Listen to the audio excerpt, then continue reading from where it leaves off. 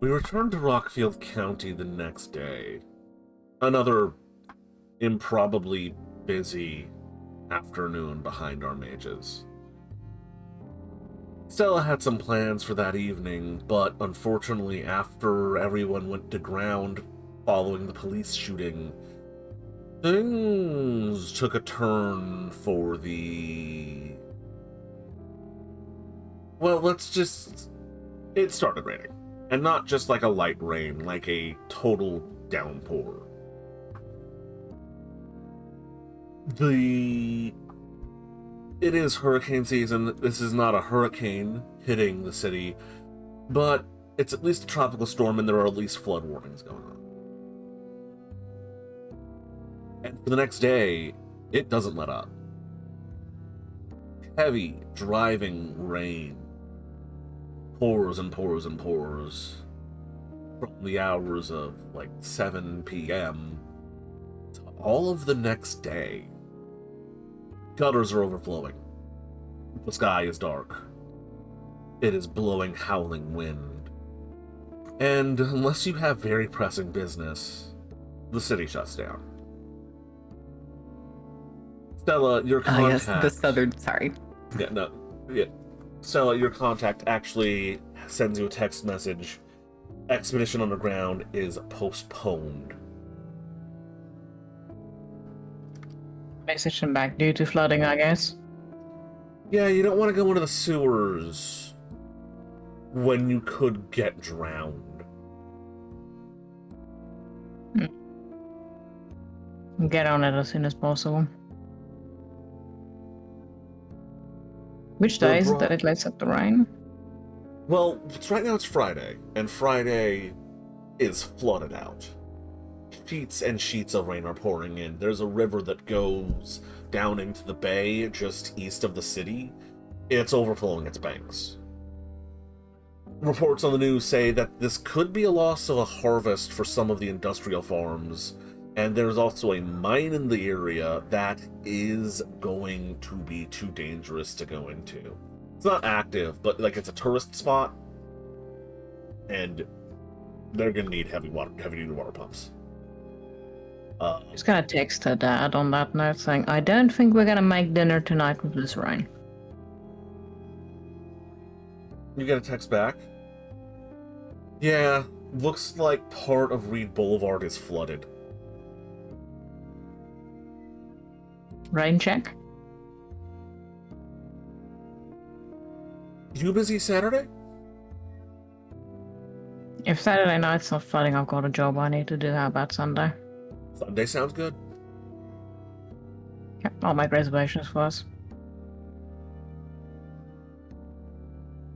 It's not bad enough that, like, schools are canceled. Travisor University is still going. A bunch of places are still active.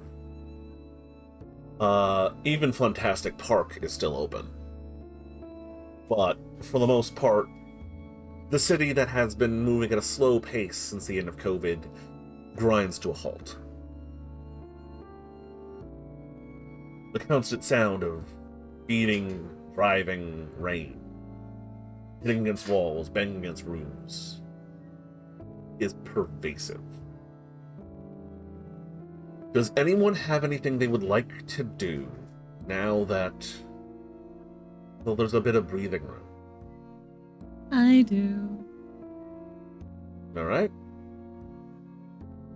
I had already attempted to get free time with both my aunt and uncle in order to learn how to talk to spirits. Okay. I know that you want to do that. Yui, Chun-He wanted to do some stuff as well. Yep. Chun-He, you just wanted to cast a bunch of spells and, like, buff up the security at your house? That's what I do want to talk to you about. Like, let's say if something happened to my sphere later, would those spells still be in effect? The spells would still be doing their thing. Yes. They wouldn't stop working because you wouldn't be able to cast them anymore. You just wouldn't be able to do them again. Oh, okay. I think the best thing I can do now to make sure is like I'll bake some cookies. One that will help people like withstand storms. And yeah, up the security. So we can go through like the old list. Okay. I just wanted to go down the line before I pick someone to go first. Eleanor, are you doing anything today? Or do you have any plans on this watched out evening? I don't think so. She was thinking about like doing something today, but also probably the night before she would have like just sent a text of like, anybody know some asshat with a, what was it, Scramble Man baseball cap? Mm-hmm. Yeah. Wait, didn't Stella's like give you guys the whole report when she came back from the wolves? I had the guy's fucking name. Mm-hmm. Yep. Did you? That's what I asked earlier. If she would have like heard their name at any point, or maybe she's heard the name, but I don't think she matched the description. I don't think Stella handed out the dossier, or unless she did. She said and showed pictures, but she didn't give everyone the dossier. No one asked. Yeah, I only got the names. I didn't get to see the pictures. So you have a name and you have a description. You could do a Google search and see if they line up. Oh, I need to get a phone to you, Eleanor. Hmm. From the meeting, our FBI agent tossed me a phone. You told me to get an item of his. Ah. So maybe we could have dropped that by before heading up to the house. You could have dropped that off. The rain didn't start until later that night. Yeah, then we definitely would have dropped it by. Right before we probably went and got me an actual phone. Stella, you up to anything? Most of her stuff actually involves going outside. Okay, so it's a bunker down and do some research day for you. I would say besides rescheduling stuff, she's probably messaged Sammy and saying, hey, when are you free for a quick meetup? I got a job for you. You can talk to Sammy today. He's always working and you know where he's at, so as long as you don't call him off somewhere that he gets swept away by the wind and the rain, he'll come to a meeting. I'll meet him Saturday during the day. Alright. So, let's start with Chunher, go to Yana, and that was... What was Eleanor going to be up to? If she gets the phone, she's probably going to be snooping on the agent. But it was also with that message involving Mora, she would probably, if they didn't already know, she would leave a message that he's definitely a tech mage. Yeah, we'll go Chunher, Yana, and then Eleanor for the snooping. That sound good, everybody? Yep. Okay. Cool. There's a little ping for you there. Which guy? Remember, I dropped my card at Tech Mage, buddy. Right, yes. That. Things will happen. Don't worry about that. Let's read in, sit in, not do much day for Stella, and actual breathe and not go fuck day. Mm-hmm. She's contactable if anyone needs her. Don't worry about it. Or do. Actually, do worry about it. This is a mystery Do game worry. Something's trying to kill. A lot of things are trying to kill you. So worry. Worry a lot. Speaking of worrying a lot, hey, Sean. You wanted to do a bunch of magic? Yep. I have the list already too. Joy of So, joys. I've got my notepad with all of your names and ready to write down all the spells you cast. Okay, so first thing first, like gotta check an email and the weather for Saturday if you'll come in the way for the protest. The protest. The emails, there's not much. Were you waiting on anything in particular? The contact from her new Glasswalker friend regarding the sponsor for their ready meal. They sent you a bunch of legal information over. There was also a note about your problem with the the email about about a note with your problem was from yesterday. It was from Wednesday. One of your friends, the email is about one of your friends mentioning that there was an issue with a lands right company. They mentioned the one that Miss Business allegedly owned, and that they have a space for you to bunk down in for a while, a nice apartment in the middle of town, if it is necessary. Southwalk? Oh. I will reply telling them that grateful for their help, but I believe that that specific company has been taken care of. Mm-hmm. There's another email that's specifically about the food, the ready meal processed food thing, like the equivalent of HelloFresh or whatever the fuck. Yeah. It's a list of like a bunch of talking points, some contractual information, as well as the sponsorship money amounts. It's a significant chunk of change. It's not life-changing money, but if you do enough of these sponsorships, you won't have to worry about cash for a long time. If you want to track down the information they link you to, it's connected to a bunch of like privately owned and like field to table style farms. There is an industrial kitchen in the city out by Amity Park that does all the meal assembly and then ships it out that same morning for like to be consumed for lunch and dinner. That sort of deal. It seems pretty above board from the information you're being given. Oh, and pretty clear, pretty clean. Pretty clear, pretty clean. It's got reusable Tupperware that you're supposed to leave out for your delivery guy to pick up. So it's all recycled. It's very little amounts of plastic. A lot of it's repurposed stuff too for the delivery stuff, like recycled materials. It seems pretty damn eco-friendly. Well, yeah, she should take that sponsorship then. And she's gonna start doing that for all her video, but that's for later. Yeah. Yeah. So once that's done, she's gonna cast detect transmission, see if her place has been bugged. That was a forces one? Forces? Yeah, force one, coincidental. With personalized through the herbal inhaler. That's personalized tool, because you're using herbs from your garden. Yes. So that would have been difficulty 4. It's now difficulty 3. So go ahead and roll your attack. Yeah, bing, bing, bing, bing, bing. Yeah, you sense a number of devices that broadcast information, but they're all ones that you know about. Your computer, your phones. You don't sense any extra transmitters or devices as you take a hit of your inhaler and see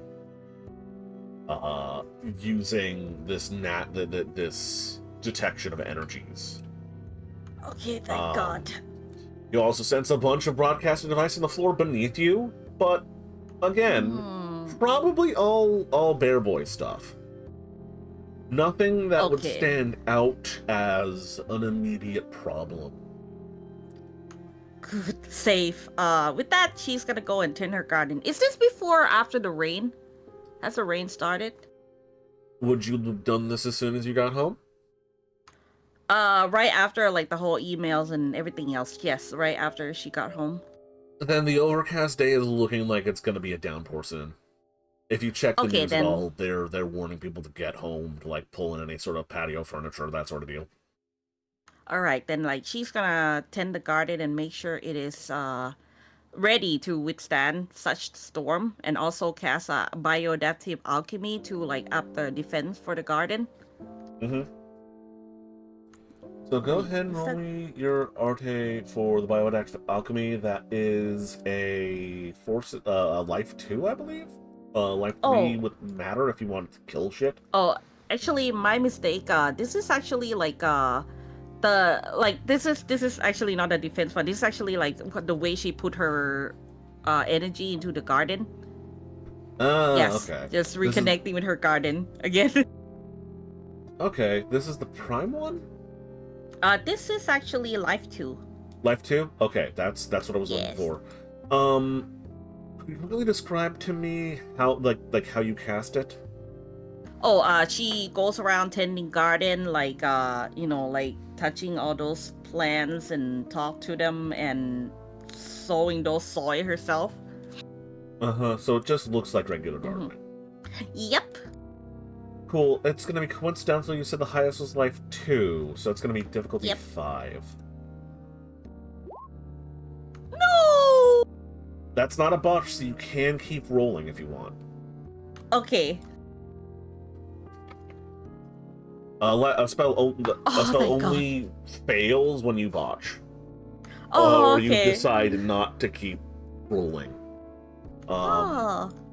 That's gonna be 2 successes. Yeah, you do the thing. You do some gardening. You speak to the plants. You get in touch with nature.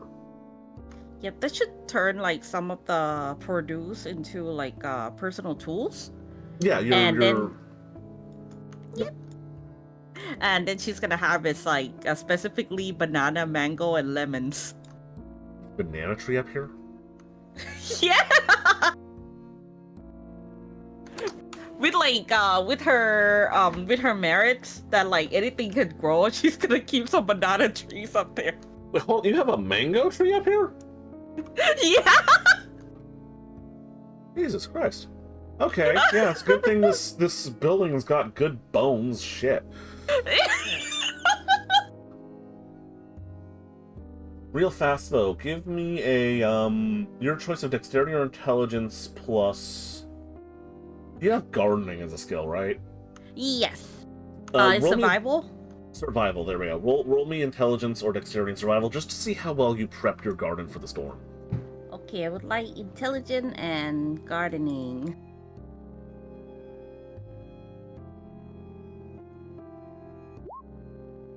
Oh. Okay. You're sure it'll be fine. Oh my god. Alrighty then. Yep, just pick You did those a harvest, right? Yes, did the harvest.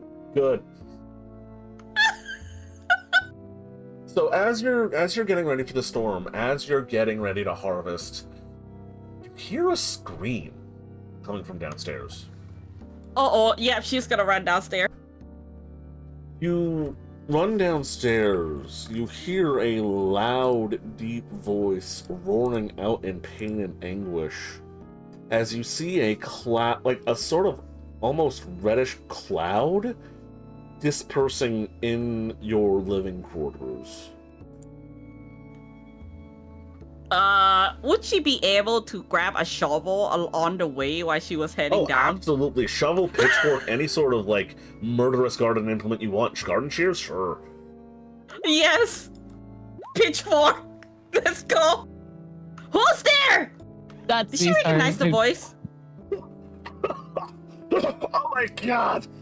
Oh, was that pepper spray? Oh my god, why was there pepper spray in the fridge? Oh my god!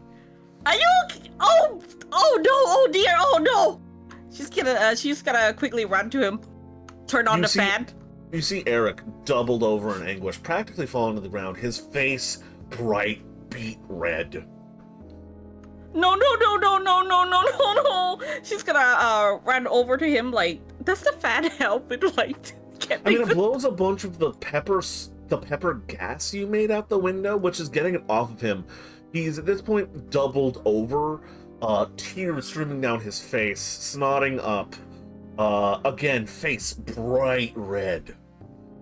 You realize now that you might have left one of your new pepper things out, and that you invited him up to grab a burrito whenever he wanted. Oh no, I'm so sorry. She's gonna grab the kitchen towel, like dab it on water. Here. It's gonna hand it to him really quickly. I'm just gonna roll his stamina real fast. Mm-hmm. But that's 2 successes, so he's not passing out or vomiting. Oh thank god. Does it hurt? Are you okay, Eric? Oh my god. Oh my god. He takes the towel and rubs it on his face. Oh my god, I'm sorry. Oh my god. Was there like a pepper spray thing in your fridge? Oh my god. Oh my god.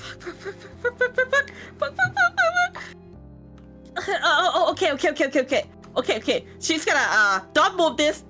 She's gonna put the towel over his face, and she's gonna put her hands on it and try to cast a spell, like a normal, like really quick spell. What magic are you trying to do here? Life? We're gonna heal him? You're just trying to raw dog the magic in and to heal him, right? Yes. Like she needs to do it like really quickly and stuff too. Okay. You're not using any tools. You're just doing the spell. Yes. Okay. She'll spend willpower. That's one automatic success. This is vulgar with a witness. Mm-hmm. And you're not using tools. Even so with like blanket over his face. No, not blanket. He's still a witness because he's still going to feel himself not being in anywhere near as much pain or anguish. Oh, okay. Yeah, you're not using tools. That's gonna be light. What level of life are you using? Life 3. Life 3. So it's gonna be difficulty base 8. Your quick castings that goes up to 9. You have to roll 10s for this. God. Oh my god! You know what?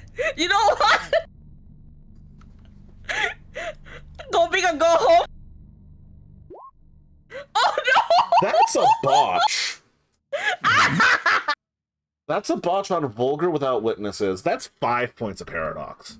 Oh my god! Go up to 8. I need you to roll your paradox. Oh my god! Are we rolling 5 or are we rolling 8? Roll 8. Whenever you're above 5, you get paradox backlash, and you roll all of your current paradox. Those ones are good. Oh my god. You don't want to succeed super hard on a paradox roll, because paradox rolls that fucking Kindle. Paradox reference table, here we go. That's -1, -2, 1. That's 0 successes. Oh thank god! So no successes, no effects. Oh. Nothing happens. Okay. I gotta take my time now. Sit here. I'll make you something. I'll make you something to eat really quick so you can feel better. So as you get him to sit down, as you start sort of panicking over him, as you're pressing his towel against him, leaves and vines and sprouts begin coming out of the towel. They envelop the entire front of him, and Mother Nature looks at you. Well, this is unfortunate, but I don't see why you're panicking so much. What do you mean? He's hurt!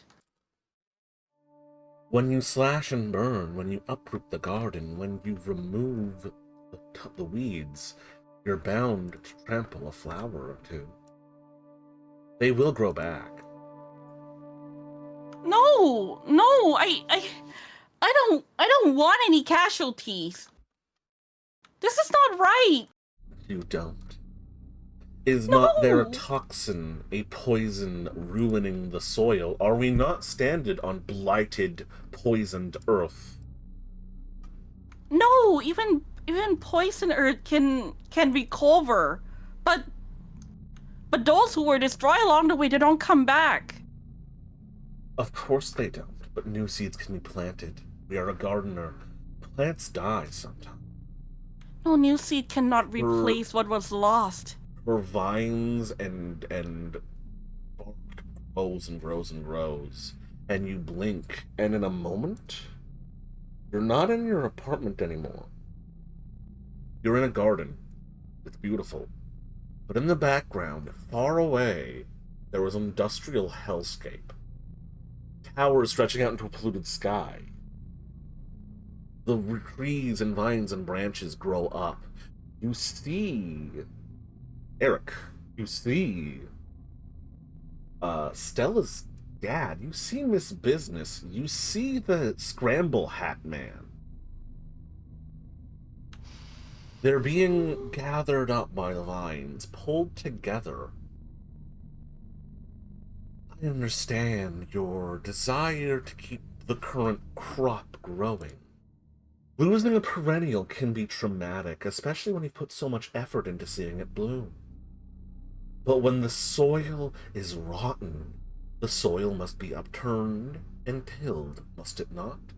You agreed with me that a blighted being needed to be removed by any means. I Is I this did, not what we agreed on? Is this not what I showed you? no. Could she have reached those vines? Could she have tried to pull it off of them? You can try. Again, tangled up in these vines, crushing Stella's dad, crushing Eric. There's also Miss Business. Her head has been snapped, twisted around backwards. The douchebag with the Scramble Man hat is doubled over, thorns coming from the vines, cutting through their clothes, cutting into their flesh. But as they grow to crush your enemies, so too are they crushing your friend. No, you have to stop this, please. Is this not what we wanted? Look No, this past is them. not. See the rot. See the source. It's burning. The cleansing flames will destroy them. It will burn away the toxin. It will enrich the soil with them. New life will flourish and grow. Are they so important that we cannot mulch them? Yes, they're important. They can change, they can learn, they can grow as well, but not like this. They don't need to be destroyed too. So, there is room for mercy. Yes. The head of the Scramble Man hat, of the man with the Scramble hat, gets pulled back up to look at you. Blood streaming down from his face from beneath the hat. Vines wrapped around his throat, ready to break his neck. You would spare this man if he were to repent? If he repent, yes. Yes, I will. Then perhaps it was hasty to choose that. She gestures again past them. It's the industrial park. It's the outskirts of Rockfield County, where Hardy Hearth has all of its industrial, like, canning, cooking, and factory farm. It's on fire. It's burning. It's sending smoke and ash into the night sky, lighting it up.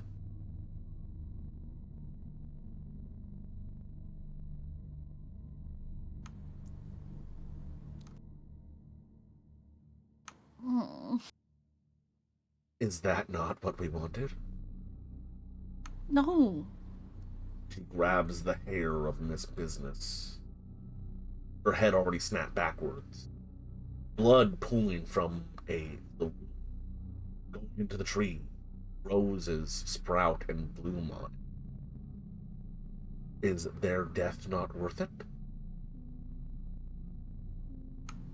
No, this is worth what we're fighting for.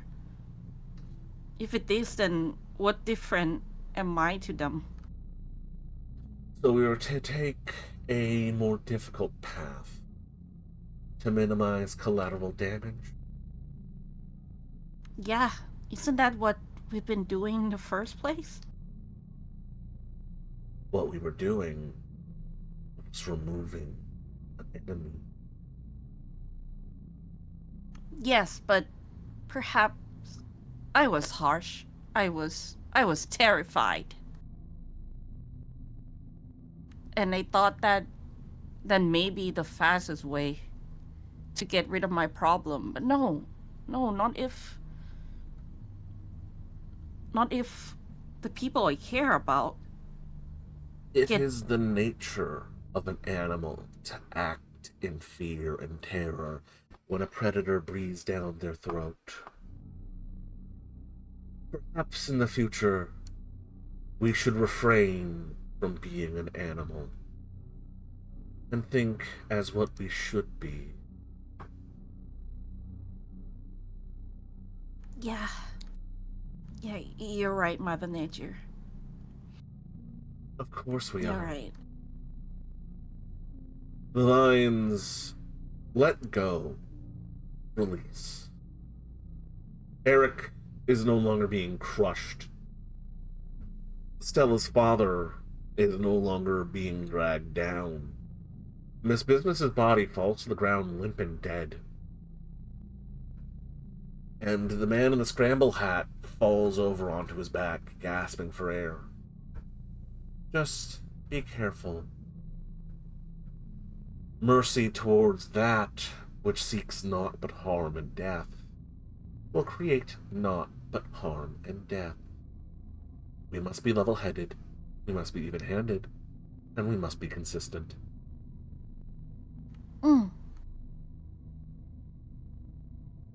Yes, I believe we can do it.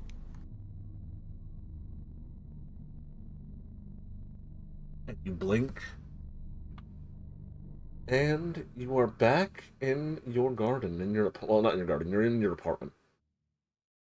The kitchen? Yep, in the kitchen, in your apartment. I'm just trying to change the scene real fast. How's Eric? Is he still hurt? Eric is, at this point, in your sink, rubbing the towel on his face, taking deep, shuddering breaths. Okay. He's still not great. By the way, your spheres, they're back to normal. You can rearrange them one more time, Okay. as we discussed. Okay, thank you. Let's consider that your previous seeking round 2. Okay. Mother Nature's not done with you. We'll have more conversation with your next seeking. Ooh. Yes. Now she's going to take her time, make the healing shake. Mm-hmm. Which is live 2 with everything properly prepared this time. Okay. Yes, live 2, personal tool. And she's gonna keep casting until she get the really maximize the potential. Mm-hmm. I believe that is, you said it was life 2? Yes, live 2. This is, I mean, it just looks like you're cooking, so it's not vulgar. Yep. And you have the tools, you're taking your time. So it's only needed difficulty 3. That's 3 successes. You can make a hell of a shake with that. Hell yeah. Let me shake really quick. Gonna need 4 successes. Okay, for we'll roll it to again. be maximized. Well, then roll again. Oh yeah! You're at 5. Alright! Makes an extra shake then. If that's the case. It'll be gone by tomorrow, but sure. Okay. And then here, drink this! He's still crying. Or maybe that's the water on his face. As he shakily grabs the shake from you and drinks it. It's not going to relieve his pain right now, but he'll feel good to, in maybe even an hour. Yeah, you should be feeling better again, real soon. Really, really soon. I'm so sorry. Good? Good? Yes? I get that you're going through oh god, my sinuses. I get that you're going through a lot, but maybe label your homemade pepper spray, because I thought I was grabbing some sriracha or something. Yeah. But, were you looking for something in particular? Burrito? Oh, yeah. Yeah, I make some. Here. She's gonna go open her fridge. And, pass whatever she prepped for him. Yeah, he's at this point still downing the shake and, shoving his face under the stream of water. Heck. Oh, I'm gonna... Here, I also make extra one of this. If you don't feel any better, just drink this one as well, okay? Okay. You have like some tissue paper? Oh, I really thought of fun of them. He's just gonna pat his back. He blows his nose. He takes the burrito. He apologizes for the scare. And he's gonna go lie down. Yeah, she's gonna make sure that he reach his room no problem and don't fall down the stairs. Yep, he does. You got him there. Okay, and then she's gonna go back to installing the camera in her room now. Okay. Yeah, you're installing cameras? Yep, this is installing camera now. Give me a do you wanna like get them in spots that are hard to see? Yes. Okay, give me a perception stealth. Ooh.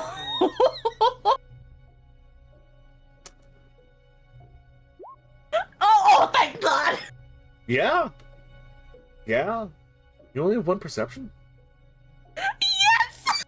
Oh wow. Okay, yeah, you're not gonna notice shit. That's Shit, good. That's good right. to know. Yeah, you managed to hide a camera or two around your apartment. All right. Oh yeah, about the weather. I forgot to mention. She also checked the weather. Is it gonna be still raining down bad for Saturday? They predict that it should clear up sometime around like 5, maybe 6 p.m. tomorrow. Okay. So Saturday's still a thing. Okay. Yeah, it's not a She doesn't have to hurricane. postpone it. They're calling it a tropical storm. It's close to a typhoon with less wind. Oh, okay. That's just for point of reference. Okay, then yeah, she's just gonna spend the rest of the night like doing her sponsor video, making video of her like making cookies for the protest, and You left your announcing contact like information with City Hall, right? Yes. You do get an email that night asking you if you would like to postpone the protest, and a form you can fill out and fax in if you do. Huh. Okay, Because she's of not gonna severe weather. postpone it because the weather's gonna clear out before the time, right? By tomorrow. That's Wait, what the news are we said. Friday? Today is currently Thursday. It's Thursday night. You did this as soon as you got home. Did they say anything about like how long it would take if she postponed it for the paper to be approved? I mean, the paper you filled in already got approved pretty fast. So you assume that, given how bureaucracy moves, if you still fill it out today to postpone it for Saturday or Sunday, it'd go through. Wait, no, you scheduled it for Saturday, right? Yep, Saturday morning. You think it... Like, if you fill it out today to postpone it to Sunday, it'd probably be processed by Sunday. Yeah. Wait, they work on holiday? They will work on Friday, but there's no holiday. All right, so yeah, she's gonna postpone it to Sunday instead, just for safety. Okay. Yep, and that's all she do for the rest of the day and night. Okay. Cool. Well, we're going to move out into the burbs with Yana now. Hey. I assume you want to have any amount of conversation with Baki on the drive out. Yeah. Let me just check this scene. I don't want to send you into the highway and then Scramble Man is still there. Yeah, I'm good. I don't know if I need to see him again. Not so soon. I'd like to keep our second date more special. Haven't even planned anything. You haven't even picked out anything to wear. Right? Like, I need to know where we're meeting. We have to have a place settled out, preferably out in the middle of nowhere where I have weapons and it dies. Just little things. You have to plan. Yeah. So, Baki's driving. I don't know if you called shotgun or you're in the back seat. Shotgun. My bag's Cool. in the back. Yeah, it's a hearse. There's no one in it besides you two right now, but you know. Not exactly an inconspicuous vehicle. No, not at all. They're going through suburban streets, off towards where the funeral home is.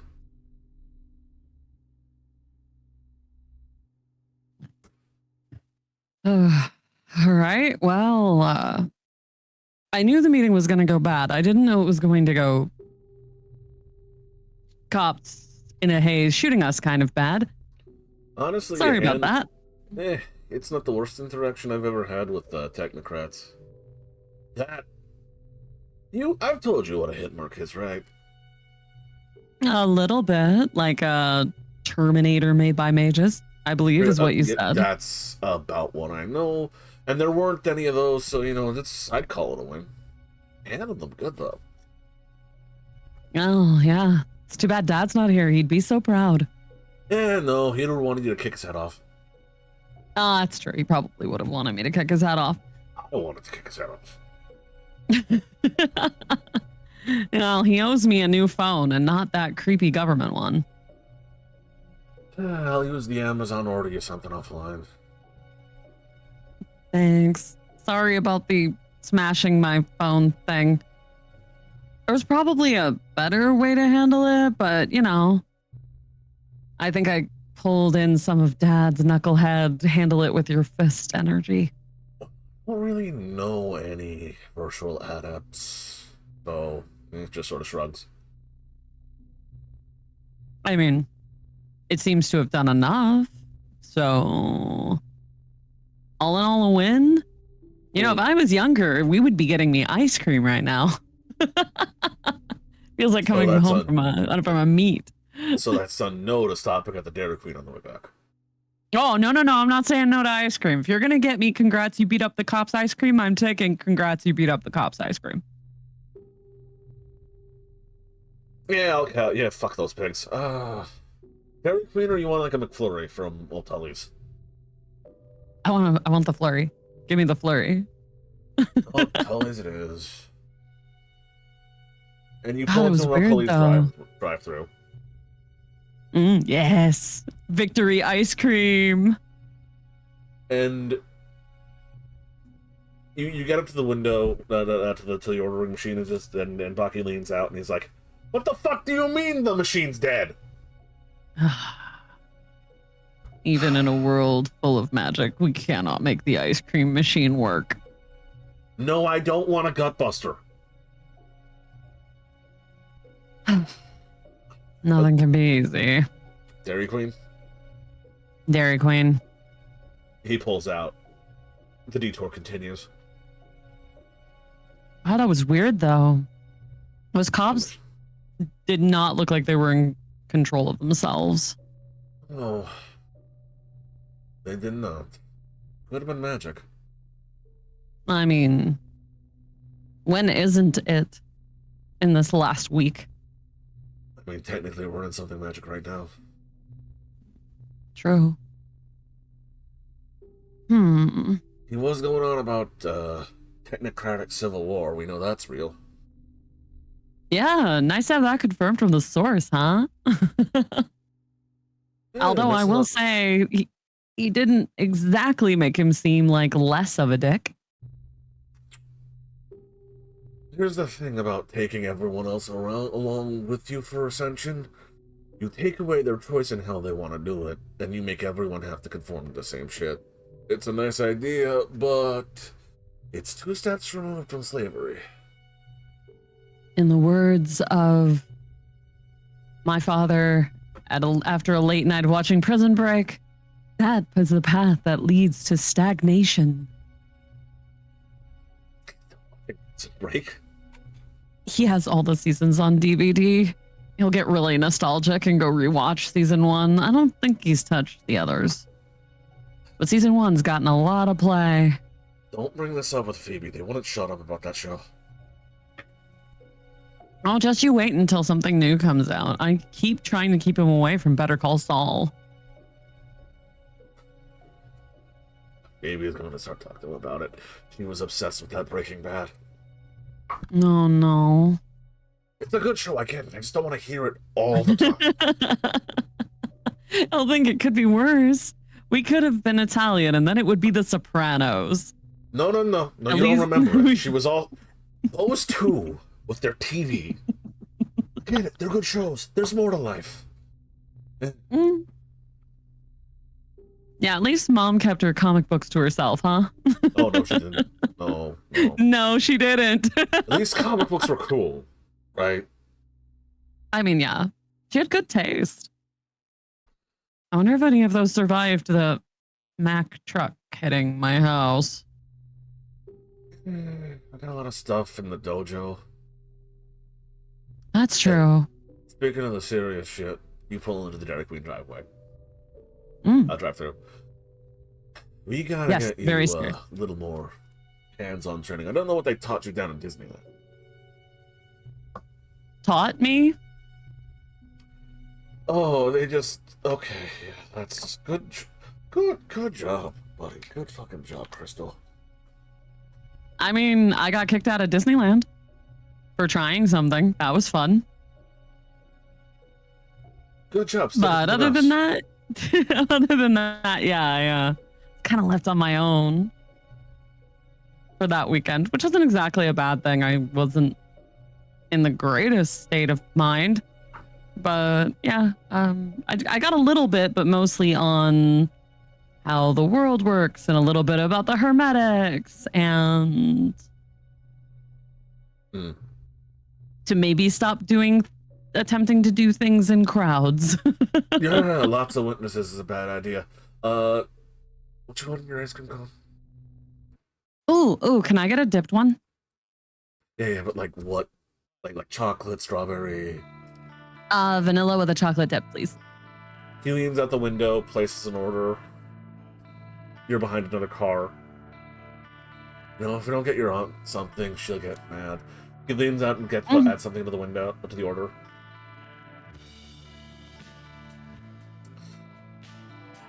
So, you want to go down your mom and dad's path, or you want me and your aunt to show you some stuff? After what happened at the with a certain friend we've had to make, I'm starting to think maybe looking into the dead is a stronger idea.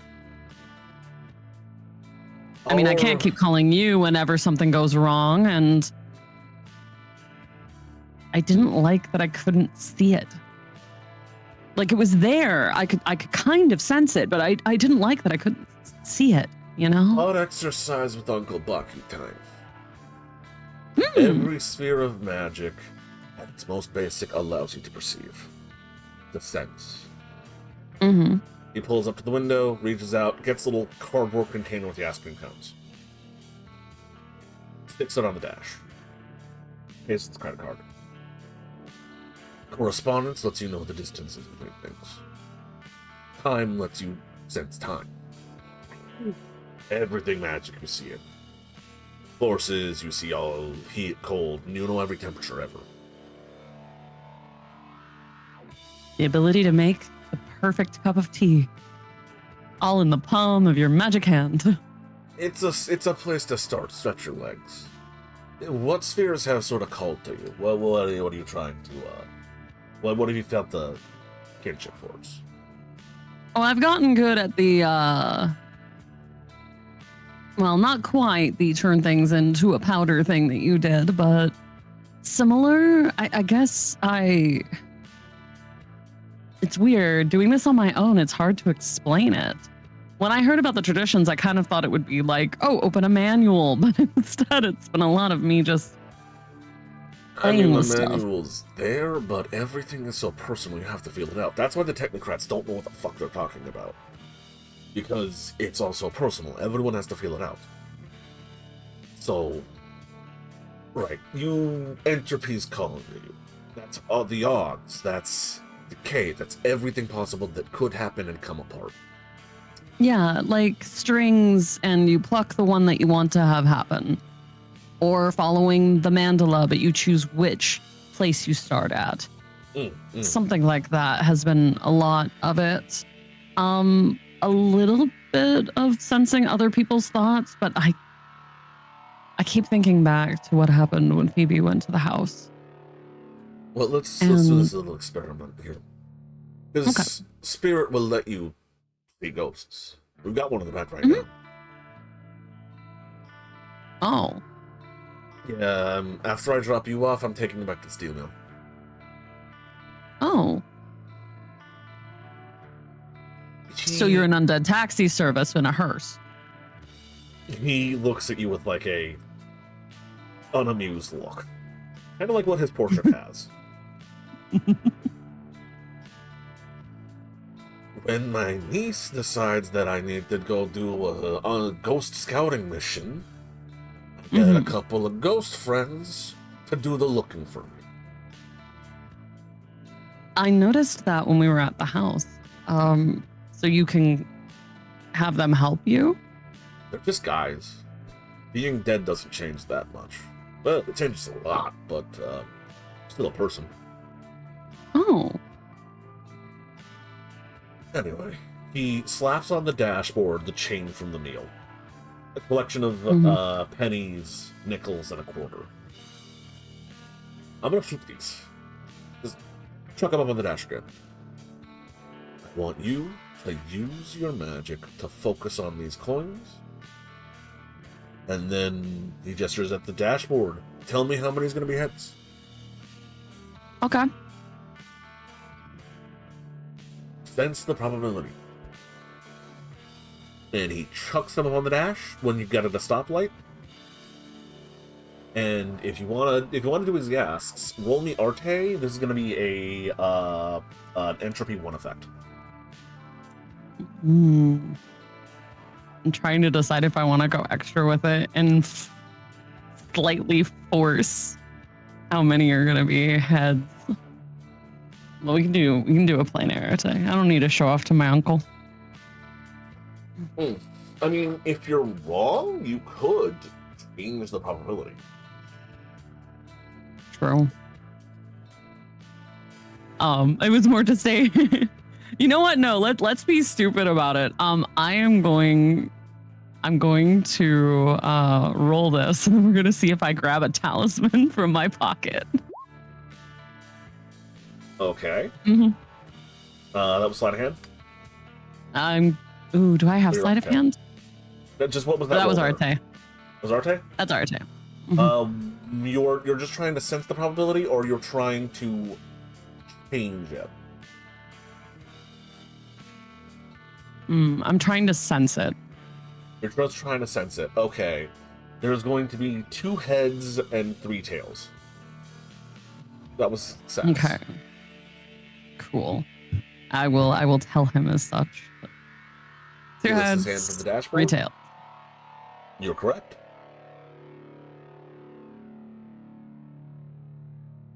There you go. You knew the odds. You knew the outcome. It's the same with everything else. Use the sphere.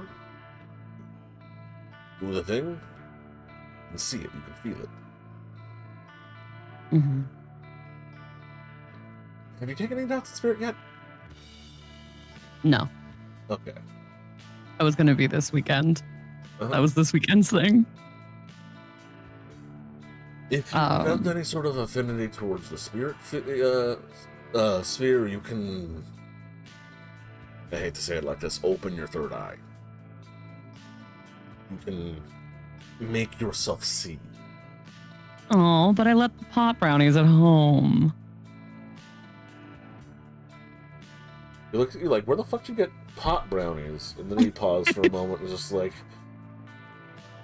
he rolls his eyes and just says, "Oh, right, Claire."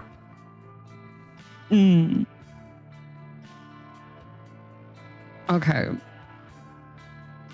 Open the third eye. See without seeing. Pretty sure this is something I had to do at the dojo tons of times, and I never saw anything. See if we're luckier now.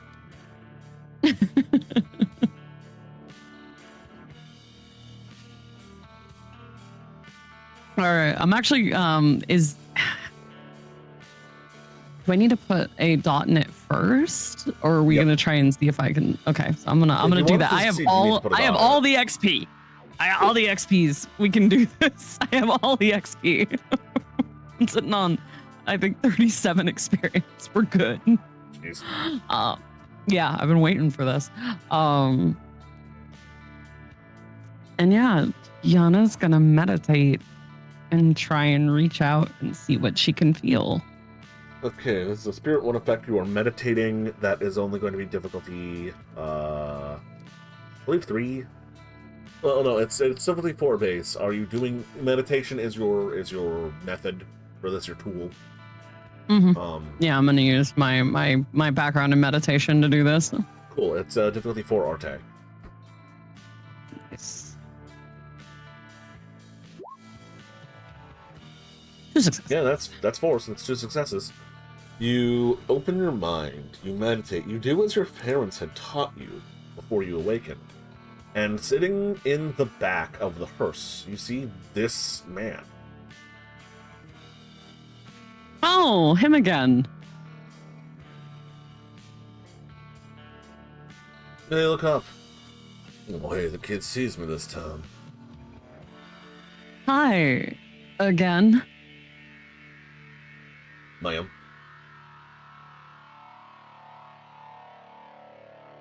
Yeah, that's Okay, Jack. now that I know, thank you. Because now that I know he's there, not knowing his name has made this entire car ride very awkward. Right, yeah, no, Hi. Jack knows who you are. You don't. This is Jack. I'm Jack. Hi, Jack. I know you're looking at the deal. Well, I mean, judging by where Baki said he was going to drop you off, the steel was kind of a given. Yeah. The old mill outside of town, real shithole, even though I was still working.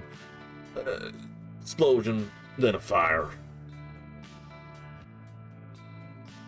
That explains a lot. We're pretty sure something evil's in there. Or was, or still is. Lump of iron down there. Everyone can see, us and them. Probably made of pure evil.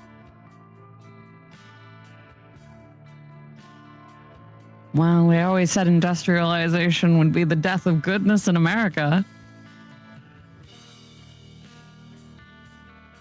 Shrugs. Bad joke. I mean, I'm wearing industrialization in my face, so. And a little everywhere, but your other half is still fine. Glass half full kind of situation.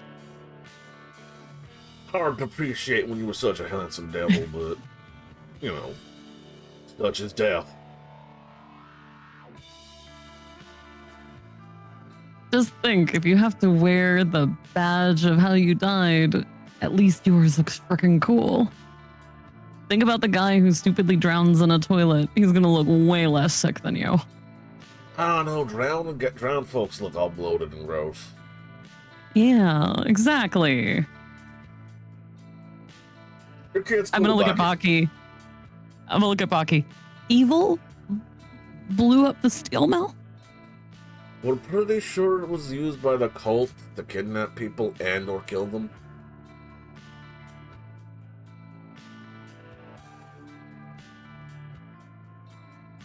Why is...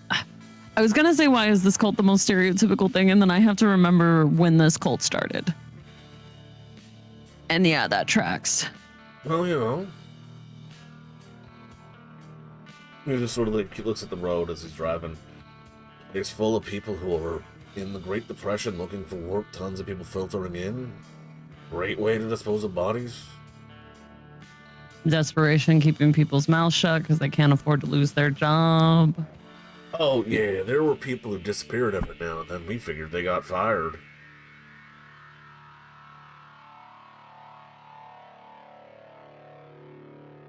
Then the mill caught fire, and all of the doors were barred, and I got too close to a boiler. Yes, at least I went out fast. Yana has the most like pained look on her face. It is a face Baki will know, as she has thought of a joke she should not say. And she's just staring at the road, like shoulders slightly shaking. Go ahead. And then you got fired, literally. See, now I hear that every time someone comes to the necropolis. It's not that bad. There's a necropolis? You ain't explaining jack shit about how the Shadowlands work, have you? There's a lot to go over. Okay, Jack? Am I gonna have to get out my notes? I feel like I'm gonna have to get out my notes. You're not gonna have to get out your notes unless you want to go visiting a city of the dead. Okay, yeah, maybe that's a bit much for Yana's first day out with the dead. We have such a great tourist industry.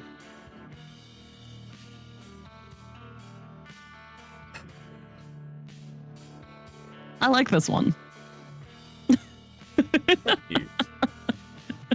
He smiles. Again, half of his lip is severed, so it sags there as he smiles.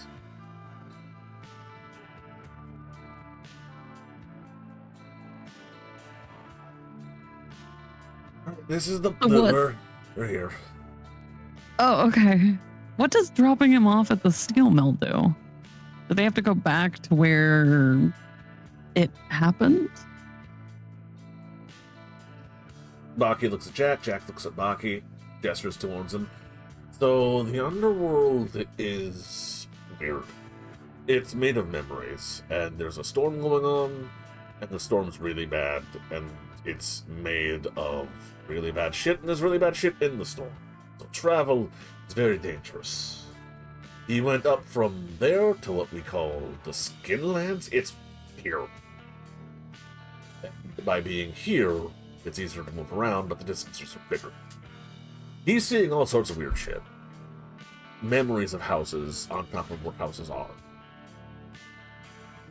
This is basically faster and safer. Oh, okay.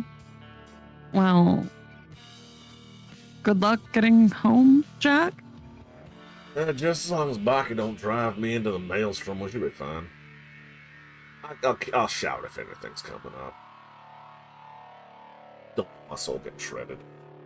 Literally. Making shreds. Yeah, Okay. souls can get shredded. Now you get inside before it starts raining and take your own ice cream with you. Oh, yeah. I got the ice cream. You two have a fun drive. I'll see you when you get home. He nods. This has been a weird day. I'm gonna grab my bag from the back. As you grab your bag, you see Jack leaning up on the front seat. You hear him telling Jack, "All right, now put on some of that big band and swing." Nothing quite like the classics, huh, Jack? That was brand new when I was alive. Come on.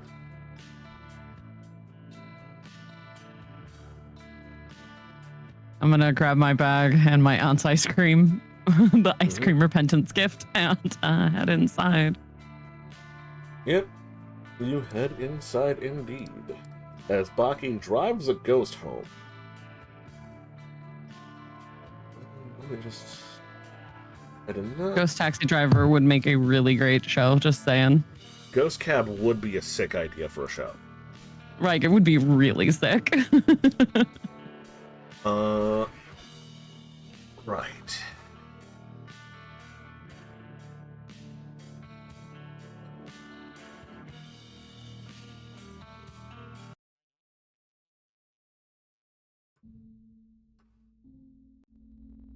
You head into the funeral home.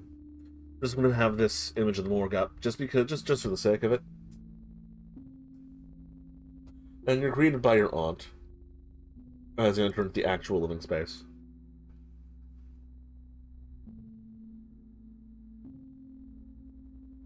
Yana? Hey, Thea.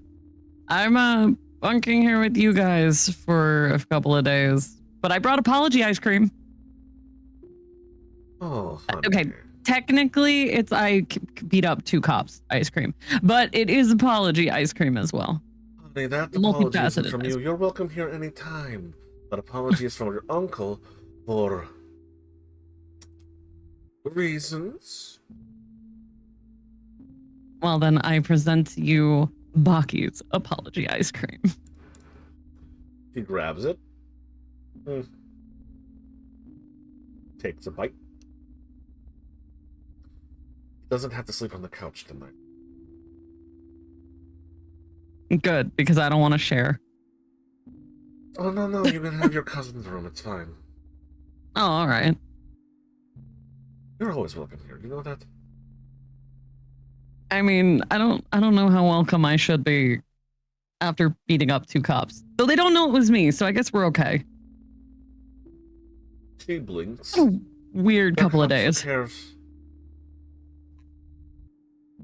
Oh. I mean, true.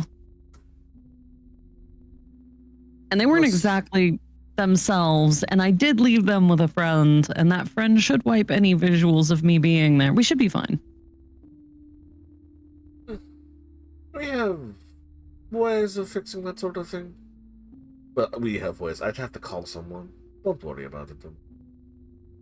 Well, that's a relief. All I think I've figured out in the last week is how much I don't know how to do.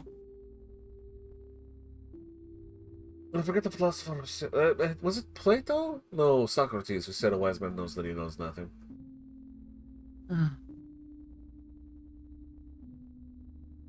Still, we're on serious notes here.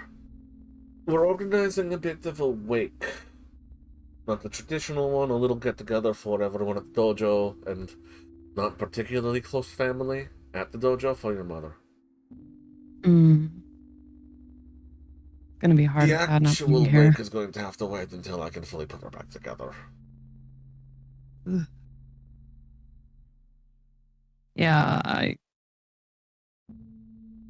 from what I remember, that's going to be quite a process.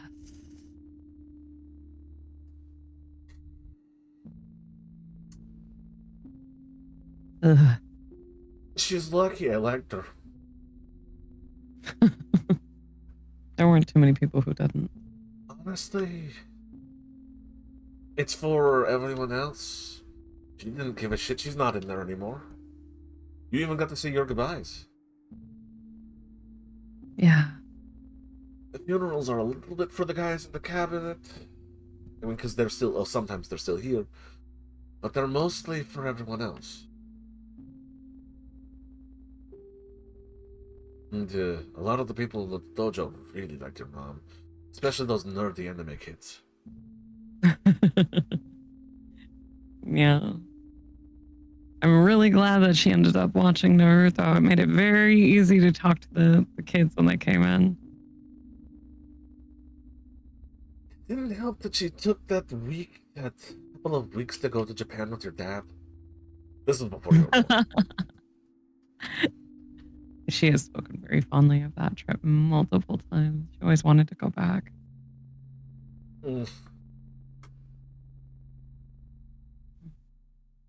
No, be ready for it.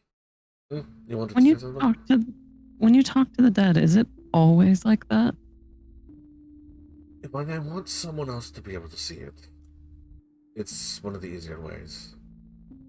The dead, they're made of our memories of them. Emotion for them is like quintessence for us. It fuels them. It helps them stay. She shakes her hands while sort of clutching them together a little bit, like she's trying to gesture in a form of matter. It's solid. When they ride in someone else, they get to feed on some of that emotion. It made it more easy for them to be around.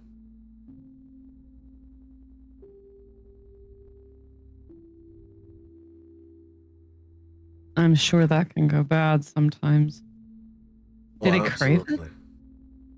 It sort of depends on the ghost. They have their own way of doing things to do haunting, poltergeist stuff, like the movies. Some of that's real, some of it's not. Sometimes they can move things around. A lot of the things they have only really help them in the underworld.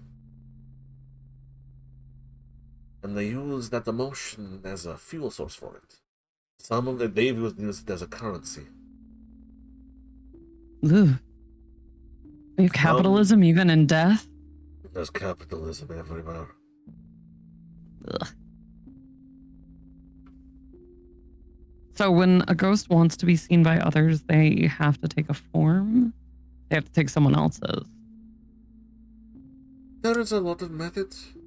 Sometimes they could write something in a bit of steam or fog. They could spell out a message with building blocks. What I let your mother do and what I helped her to do was called skin writing. There are even ghosts that can repossess their own corpse, called revenants. What about a mummy? I've never actually met a mummy. I'm not sure if they're real. They're real. They're real. Long story. We had to go to the Reed House, and there's a sarcophagus down there, and there's a dude. Wait, isn't this at the Reed House? Travis Reed is a mummy? Something like that. He started a cult, tried to become a god, got trapped as a mummy, other ghosts keeping him asleep. Wait, like Boris Karloff mummy or like the sexy movie with the Brendan Fraser mummy? I think this is more Boris Karloff, though we didn't see him. We weren't willing to exactly open up the present to find out. Yeah, the best let sleeping bastards lie, I say. Unless there's something we can do to get rid of them. Getting rid of a revenant is not the hardest thing. They're about as tough as a vampire. This is more complicated than that. There's a cult festooning him with belief, and let's just say it's not great. That cult? That cult. I mean, unless there's any other cults in this town. There's a couple of cults in this town. Okay, any other cults that have a tendency to festoon belief towards that and maybe kill a lot of people in the doing. Okay, festooning belief is what cults do. Your dad has one. Yes, okay, yes. The festooning belief part, yes. The killing people's the focus here, Phoebe.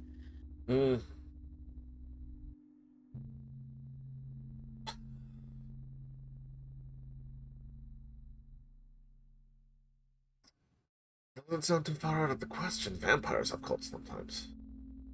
Maybe. There's a vampire involved in some of this somewhere, from what I was informed of. Baki was there. He can probably explain it better than me. I still only understand half of what's going on here, but there are pillars and they move magic, and that magic is keeping him asleep.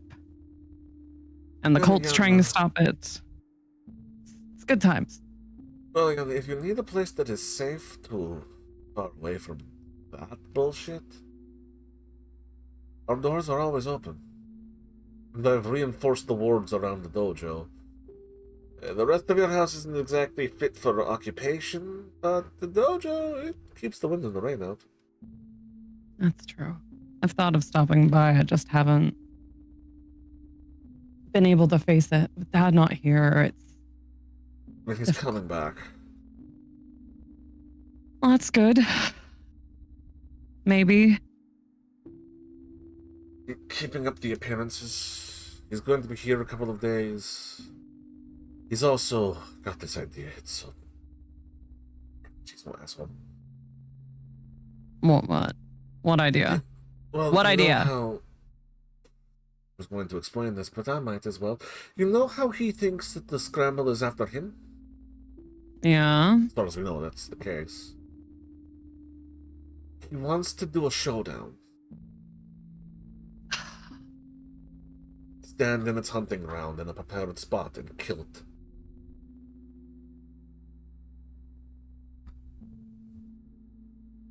I Like his kung pinch fu movies. my nose. I need to ask you something. I'm afraid Baki won't tell me. Okay. And if you don't want to tell me, okay. But I ended up in a conversation with a guy, okay? An agent technocrat guy. He's who the cops I beat up were trying to kill. It's so complicated. Takes a bite of the ice cream. That's why he got the ice cream. He didn't tell me about the technocrat. I would have been there if there was a technocrat. We didn't want him getting too suspicious, and I had some other friends there. It was okay, but if we really think he's after Dad, that's because Dad did something. That the Scramble Man isn't dead exactly. He used to be a technocrat, a field agent. And something went wrong in him. I think he called him like a Gilgul, but it was that his avatar kind of died, got shattered, and he's trying to keep it around himself. And whoever he's going after, at least this guy thinks, had something to do with how that happened. Gilgul happens when the mage's avatar is destroyed entirely. I mean, he always felt a little like a ghost when I've seen him, but I've never really studied the guy.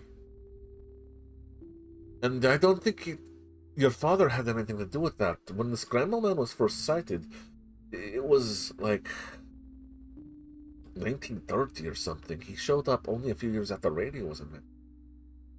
Your dad wasn't alive.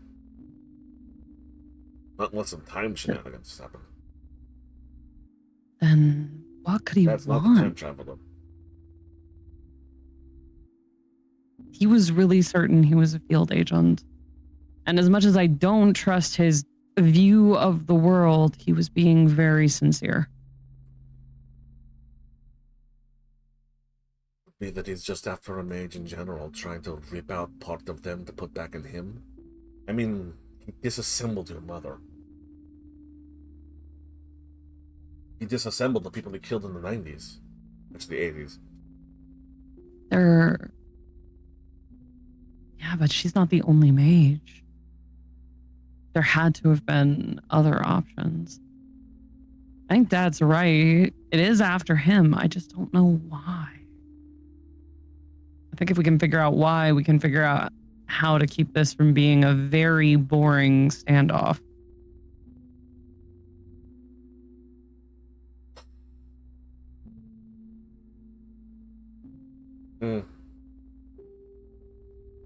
That's always the thing with the ghosts. It's always coming down to why they're upset.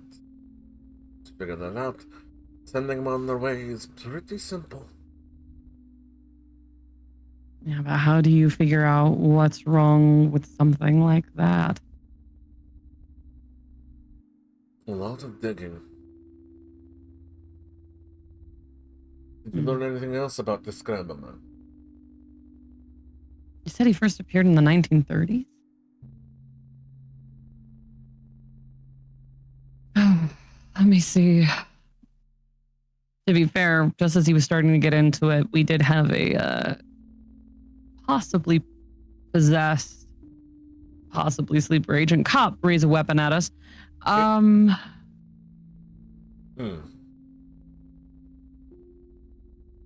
on. He said that all he knew was that it had gone under something horrific. Some of the body in the avatar is still left. like he's trying to pull himself back together. The static is something like a constant technocratic effect.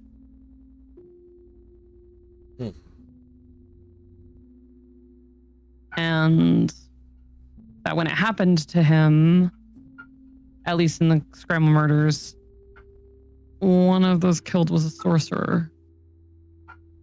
Sorcerer? Yeah. A reality deviant, as the technocrat called it.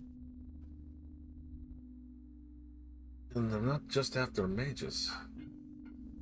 It might be anybody with any kind of ability, anything that can steal, anything he can grab. Well then, I'd say your next clue is to see exactly who he killed. It lines up, matches up with it. That should be easy enough to get. That was a PI. And all that. Well, you know a private investigator? Hmm? You know a private investigator? Yeah. She was in your living room like a week ago. The girl with the vest or the girl with the turtleneck? Turtleneck. The Chinese turtleneck or the silver hair turtleneck? Silver hair. The one who can't get near the plants. Left the dead spot in your yard. Let us know ahead of time if you invite her back. She's not allowed near my roses. Don't worry, she's working on it. We'll bring the other one. She'll make sure that your roses look fantastic afterward. So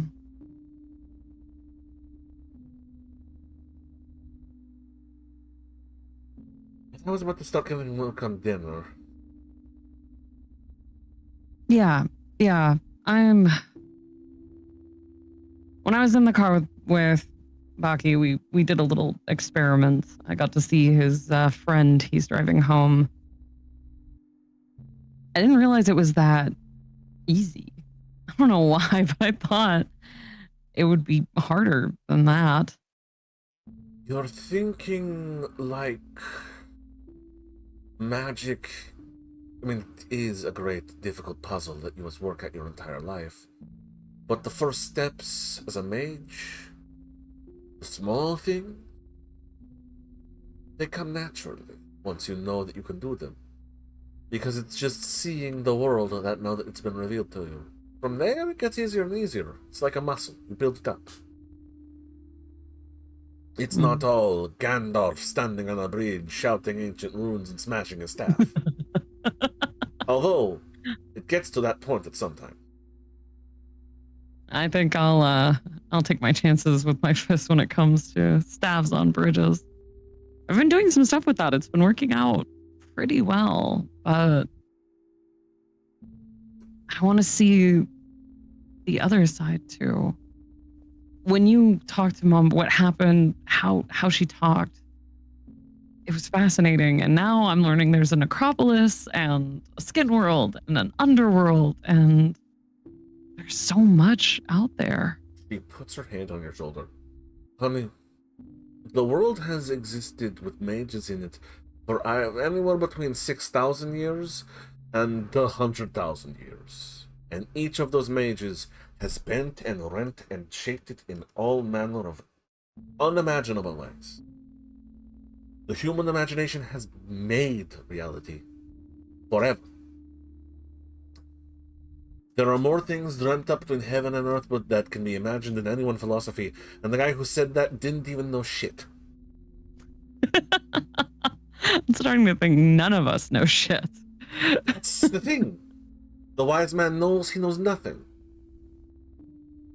It's an aphorism, it's a pity bit of whatever, but you will always be learning for the rest of your life because you never know what some mage in Budapest decided needed to be true at that point in time. Be flexible, be open. Now, speaking of flexibility and openness, are you on the vegan thing or the vegetarian thing? I was making cheeseburgers. No. I'm not that. I'm not gone that way yet. Okay, because I did have some falafel in the fridge.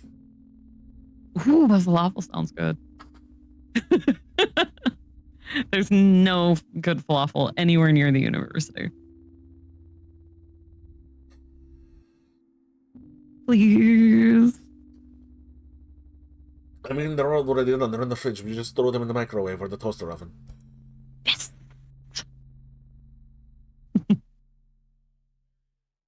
And with that, we're going to leave.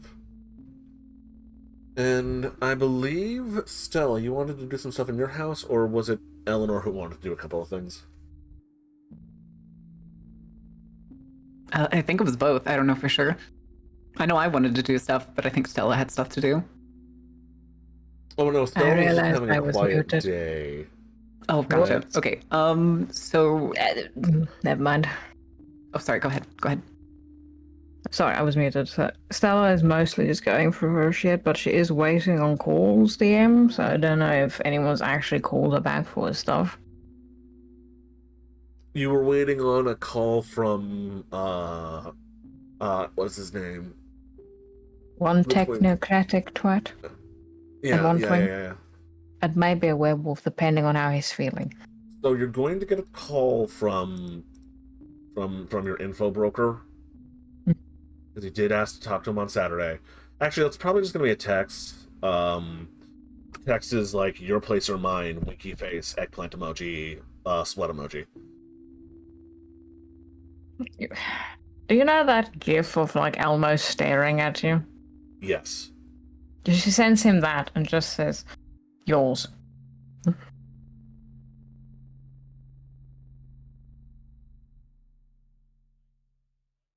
The Elmo staring at him like, you little shit. You get a stopwatch emoji and a question mark. Afternoon. Like 2 o'clock. 2 p.m. Got it. Yes, that one. Yep. That's it. I mean, he will send a couple of dumb gifs and like stupid emoji combos, but that's it. She'll whack him back with just as many. Mm-hmm. Otherwise, she's mainly going through all her notes and cataloging shit and looking at shit and then just waiting for calls since it's swamped out there and it's a bad time for her to be out. Does send you a particular question, subject matter question mark, and then after that a question mark, the like a circle with a strikeout through it, and a phone. Basically, is asking you what should he look at some subject matter ahead of times, or is this something that can't be discussed over the phone? I just send him the phone thing back again. Like I don't want to talk Thumbs to up. him about it. Yeah.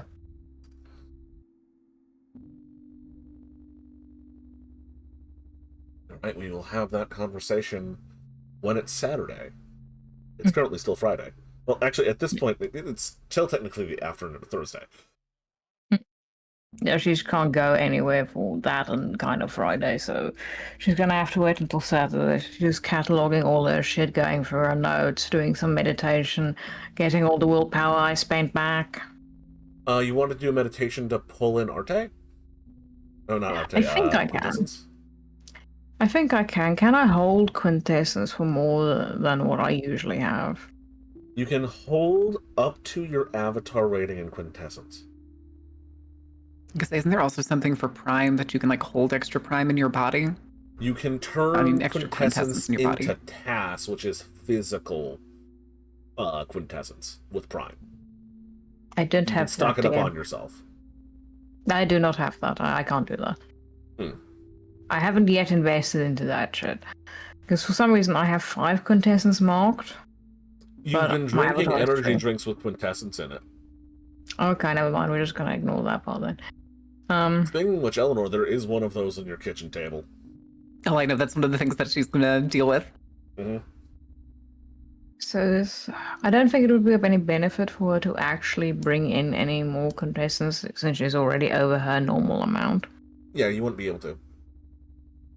Yeah, so it's not really of any use for her right now. I'd probably say she just continues cataloging all that information, doing a normal detective shit, checking up on stuff and waiting to see if anyone else she knows gets back to her or if the tech guy actually calls her or something. Cool. I'm going to tell you now, you're not going to get a call from the technocrat today. They're a little busy going to ground. That's probably a good idea. So, unless something happens, like any of the group calls her, she's probably just doing a lot of paperwork and shit and catching up on just a slight bit of reading on shit. Yeah. So nothing major. Then we're going over to Eleanor's place. Hooray! You had a phone dropped off for you, and a whole bunch of other bullshit going on. What are we tackling first? The energy drink. Mm. Probably after she got upset, she came down to get a snack or make something after she threw her hissy fit because of douche canoe. And she finds the energy drink there, and she's probably gonna she knows that this is what Chun says not to drink, that it's bad, and all that whole jazz. But she's gonna check it over with Prime Vision. You activate your Prime Vision. Go ahead and roll me Quintessence. Your difficulty is 4. 3 successes and 2 of them are 4s. That's actually kind of impressive. So, you activate your ability. You send out the sound waves. And then, here's the weird thing. Sound waves are coming off of it.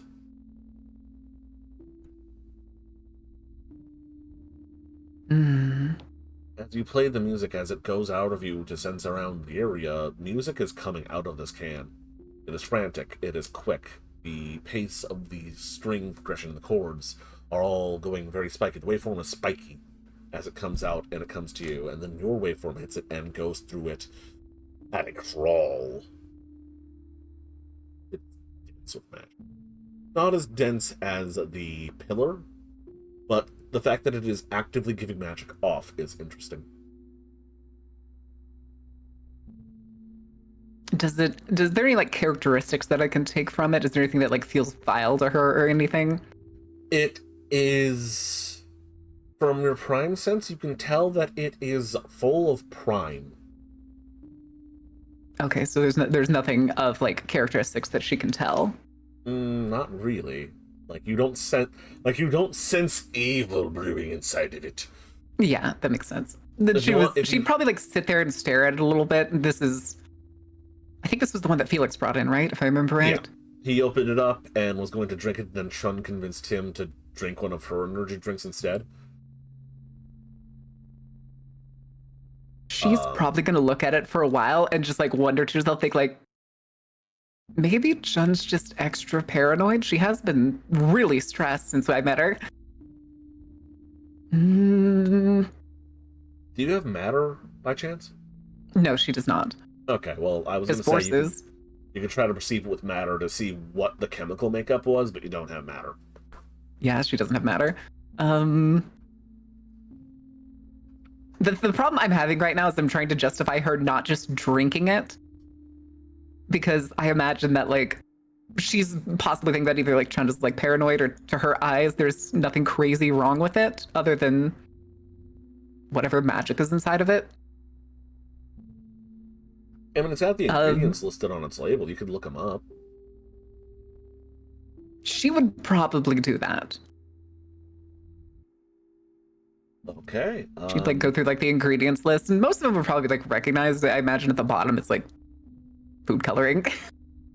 Yeah, it's water, whatever. I think it was methylquintessentialine is. Yeah. A little bit of guarano, food coloring, sugar, citrus acid. Red 40. There's acid. red 40 in this. It's fruit punch flavor. But because should I roll for it, or should I just go with what I feel in my gut that she? If you wanted to know if anything on this ingredients label is specifically toxic, you can roll intelligence academics. Yeah, I think she would do that. She's probably trying to figure out the exact details, because I don't think. Chun, did you ever tell Eleanor about methylquintessentialine or anything, or did you just ever say that it was bad? She just keep raving to everyone over and over again. So yes, I believe she told Eleanor when Eleanor was around. Jin has Okay. mentioned that this stuff's bad for you. I was gonna say if there was like details on it, or if it was just ranting and raving of like, it's bad, you shouldn't drink it, you shouldn't It's drink bad. It's gonna give you cancer. It's real soon. gonna It's say, gonna she's probably- destroy she your has, like, a liver. You're gonna Facebook. die. it. So she's probably also seen like the video of that weird lady who like holds a monster can and is like, these 3 slashes look like the letter 6 in Hebrew. And so it's like she basically like tries to pitch it as like, it's a satanic drink, you shouldn't drink it, you're drinking demons. And she's like, Chun that also lady's just told you crazy. that, Maybe like, Chun's she just a little worked on crazy. it. Chun also told you that she was part of the project. She was the one who worked on like this chemical. Yeah. True. Specifically, Chun Okay. was part of the project on making this taste good. Yeah. Okay, then she would probably try to use Prime in some way to pull the magic out of it. She kind of wants it.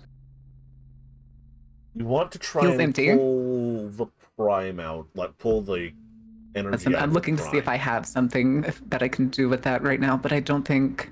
I don't think your prime is high enough. Yeah, that's what I was thinking. I'm double checking the standard powers right now. Yeah, because I think that's like prime 4.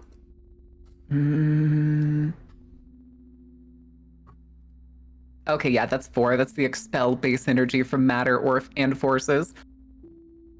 Yeah.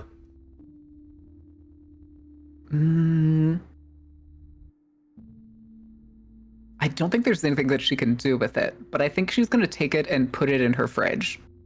She may be able to look at it later. As you're going to do that, memento por favor as I look up a thing. You Opens open the fridge. door It's to your not my fridge inside. Son of a bitch. So you open the door to your fridge, and there is something in it that is a smooth, clear surface. With a little bit of shadow cast on it. And you see the hands reaching up for the shards. It's the bowl of Grasping. leftover spaghetti. They coalesce on the top of the cling foil of the spaghetti. Oh no, I imagine it in a metal bowl. Sure. She doesn't have like disposable or plastics. It'd all be like glass or metal. Mm-hmm. The hands reach out, and you hear a chorus of voices. Power, energy, growth. So low, we need more power. Oh, for fuck's sake, I'm working on it. She closes the door. Okay.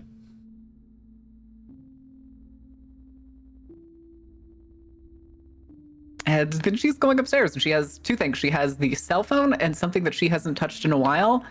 She's gonna grab the vampire skull. Okay, the vampire skull. Cool.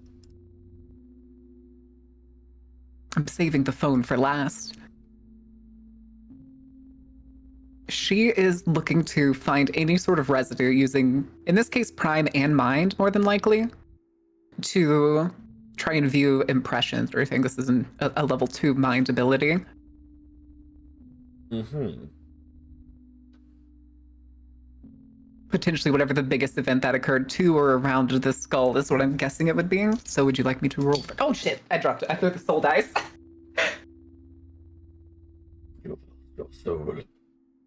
No! Alright, I got it. I got the dice. Mm-hmm. Roll Arate? Yes. This is what are the spheres on this again? Sorry, say that again? What were the spheres you were using here? And they're trying to find like Prime and Mind. Highest. Oh, probably 2 Mind. I think this is just like she's basically using Prime senses. Okay. Who's the highest you're thinking? To like try and This is Mind 2 is to like view impressions on an object. Mm-hmm. And I That'd think just that's be- the highest. Yeah, That that'd is being- just be mind. Well, yeah, let's just say this is mind. How are you performing this spell? For one of your rolls, She's is it? probably doing it similar to like her other viewing. So she's either like using the rings or her glasses again, circles. Mm-hmm. And this isn't one of your rotes, yes? Correct. Cool. This is spontaneous. I feel like this was something along the lines of mind powers would be in the journal. That's 4. Spontaneous, that's one more difficulty. Difficulty is 5.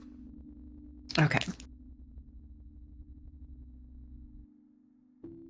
Oh shit. 6, 7, 9. That's 3 successes. Nice. So you hold the skull in your hand and you focus on it with your glasses while fiddling with one of your rings. Focus and you focus and you focus.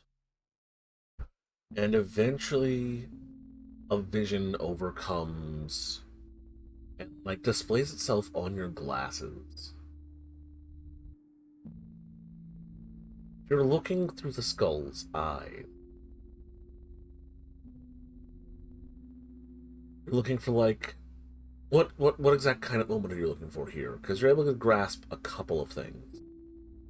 She more kind of wants to see like his last vision, like who killed him, what killed him. So, or who even just this man was. So, you see through this man's eyes. You're in some place dark. After a minute of focusing, you recognize the inside of the castle. One of the hallways. Fort? The fort, that's the one, yes. You recognize one of the hallways. Feet are falling against the hard stone. The man is looking around. There's the sound of bestial roars. And what is being shouted in Japanese? Japanese? You see a face. This man. Disheveled. Like they've been in a struggle. They are looking at this man. I don't know, boss. They're coming in hard. We're not gonna be able to get everybody out. Am I viewing it from the, like, I guess I'm viewing You're it from viewing perception. it from the skull's perspective. Okay, I figured. You need someone to hold them back. They look over at the skull. You, Davis, you know what you must do. Hold them off. My child. My brother. My agent. This is your destiny. This is what you were born for. You have all the power of my sorceries, and the blood of Cain flowing within you. We do not need a repeat of what happened to our ancestors. Stop these bastards. You understand me? Yes, sir. Good. And he turns and watches as Sharif and this man run off into the darkness. And before long, you see other familiar faces. Much younger than this, but still them. Phoebe. Hercules. Anna's dad. Well, we know what Anna's dad. I don't think you've met Christoph. No, not at all. As well as a young woman who looks basically identical to Yana.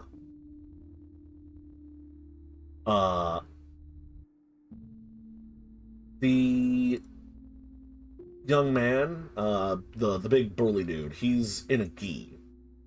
You recognize Hercules' face, but he's got his hair up in spikes, and he's wearing a leather jacket with the sleeves cut off, and is covered in tattoos from the neck down. Phoebe is in a nurse's uniform, but she's also carrying a hacksaw and a gun. The young woman who looks almost identical to Yana is in also some sort of a martial arts gi. I'm looking for an image real fast that I could throw up in a minute.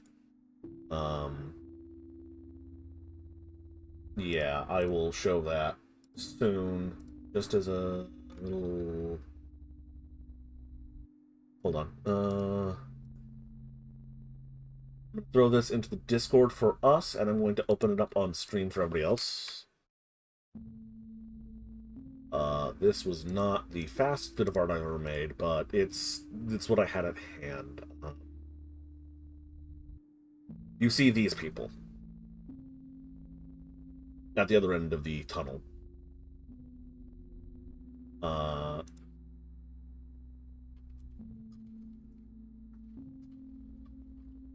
You see the perspective of the guy you're riding. He enters a lowered stance, claws are up from his hands, and they enter into a low stance. You feel adrenaline surging through you, your blood pumping as he leaps forward. And the man in the headband and the gi lurches forward, fire explodes from his hands, and then you feel a sharp pain in your abdomen as you look down, and he's up to his elbow inside of your stomach.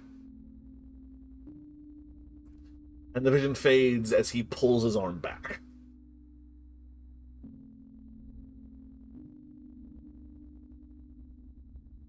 And that was the last thing this man ever saw.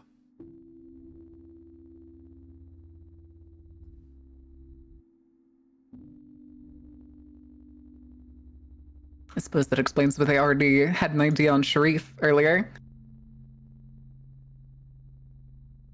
All right, that's all she wanted to see. She wanted to know why this man had been down there. And at this point, I'm guessing she can extrapolate that skeletal frame has been down there for a good long time at this point.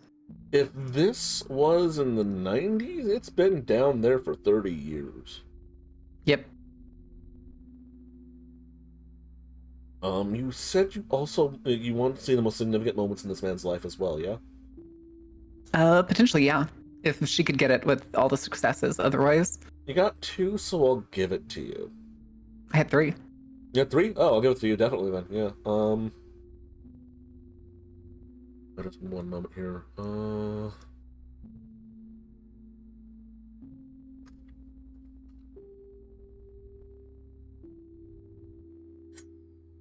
I don't have a background prepared for this exactly, so we're just going to leave it on this. Again, you see a few faces. You're in a circle in a dark room, in a very nice, well-appointed home. It's some sort of a vestibule, the entrance into a home, like the front like hall. It is dimly lit. There are curtains everywhere, red. There are a number of people who are in well-dressed, nice pointed suits, but a number of strange ritualistic objects on them. Some Egyptian-themed, some themed around blood. You'd be able to recognize them if you saw them. And a marble bust of... where is that face? Travis Reed. At the apex of the circle that these people are forming. In a place of prominence. In this gathering.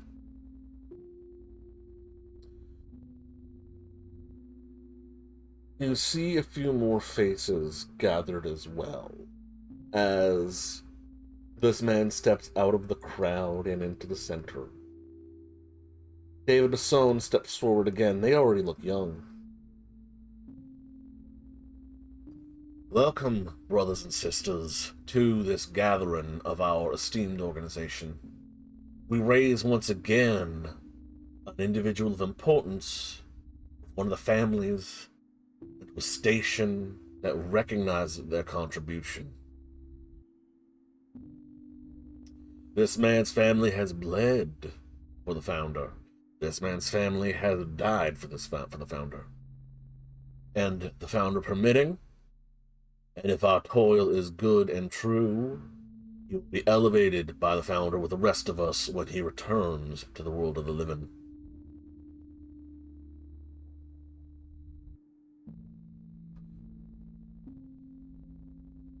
He walks him away from the circle into what looks like a dining room. A long table. Very well appointed, very nice. Mahogany wood bed, table. This definitely doesn't look like the Travis Reed house, though, right? Absolutely not. Too big. Okay. Too grand. Too nice. Gotcha. The floors are polished marble. It is definitely not the Weed House. You might be able to recognize some of the faces if you saw them again. Before this man is set down with a book. This tome contains a number of sorceries devised by the founder and one of their traders, devised by our ancestors. These hold the mysteries of magic behind them and will be the tools that you and the predecessors of you will use to overcome our enemy. Study them well, and when you have mastered them, I shall give you a gift that I've stolen from our enemies. Granted to me by Allah, which has allowed me to retain my youth. It will make you even stronger in his service. You see yourself nod and hear him say, "Yes, Mr. Reed, I will learn them well." See that you do, brother. And the vision. I want to make sure I heard you right. Did he say Allah? He did not say Allah. He said. Okay, that's what I heard for some reason. No, okay, gotcha. They did not mention the Prophet or the God of Islam and technically all Abrahamic religions. I thought I heard, and I was like, wait a second, now I'm confused. Who's talking? No, that was David Bassoon going like, learn it well. There's just like, yes, brother, I will, certainly. Yeah. I thought I knew who it was, and then I thought I heard the word "all," and I was like, I don't think we've been introduced to a Muslim character in this whole campaign yet. So now I don't know who's talking, but now I'm back on track. Yeah.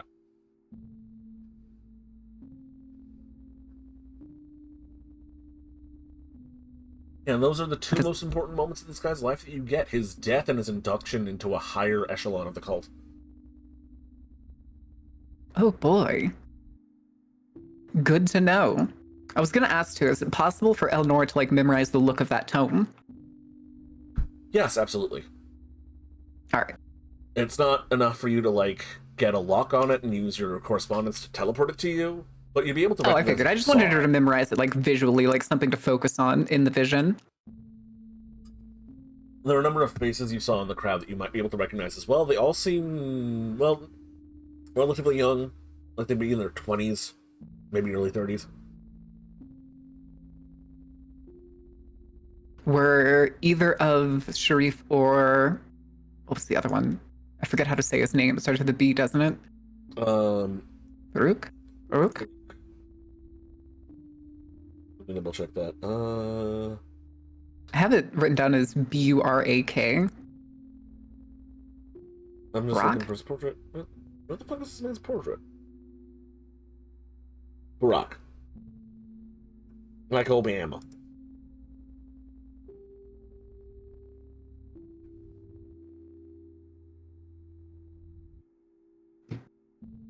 All right. Were either of them visibly at this meeting, or they were not at the meeting at this cult gathering, this ascension of his station? Could I determine a time period from it? From like how the people at it were dressed, or was this just like every secret society is just wearing robes, dude? No, they were wearing suits with that had like adorned with like sashes and weird pins and baubles that had weird esoteric occult stuff behind them. How much do you know about suits? She would probably at least know like eras of suits, like how suits have like changed, especially over the last like 100 years. Give me an intelligence. I don't know exactly what to say for suits, because that's like the first thing that would come to mind. I'd say craft, and that's me pitching something I don't have a single dot in. Craft, sure. Or academics, I guess, because academics often she covers also history. Does not have that. She's just smart. She's book smart. All right. Difficulty? The difficulty is going to be 6 baseline. The better you roll, the better you know. That is no successes. There were just no failures, but no successes. Yeah, they were all suits. You don't know for suits. Like they looked not like something someone would wear like this day, like an exact current day and make and cut of a suit, but it looked like a suit. Darn, I don't know nearly as much about suits as I thought I did. Looks at suit she's wearing. I mean, like a general overview, but it's not like they were wearing a zoot suit and you could tell immediately what time Yeah. period it was. It's nothing like that. That makes sense. She's gonna put the skull back on the bookcase that she had been leaving it on, and she's getting the phone. She'd probably get nosy and she'd probably like open the phone and see like everything that's on it. I don't remember if y'all said it was like a flip phone or. It is a very sleek-looking slab of black glass with a button on the side. Okay, yeah, that's right. She'll hit the button. She's gonna like unlock it and again see what's on the phone. Yeah, there's no PIN or password. You just swipe up. It looks pretty standard, like in terms of its. Is it iPhone? Is it Android? Is it Techno OS? Techno OS. Techno S.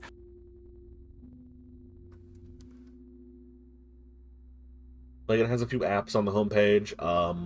Calculator, GPS, phone, text, Google Chrome. Huh. Damn, can't believe even the technocrats are still stuck using a fucking Chromium browser. She's gonna go through like what would typically be like the personal areas of a phone, so like phone book, call history, text messages, email No if she finds an email app. There is an email app. It's not signed into anything. There are no texts. The phone app is just a phone app. There are a few emergency contacts from it, what it looks like, including a contact number for Mr. Willard.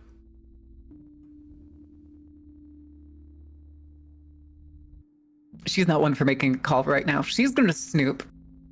So correspondence, sensing, 2 dots of correspondence.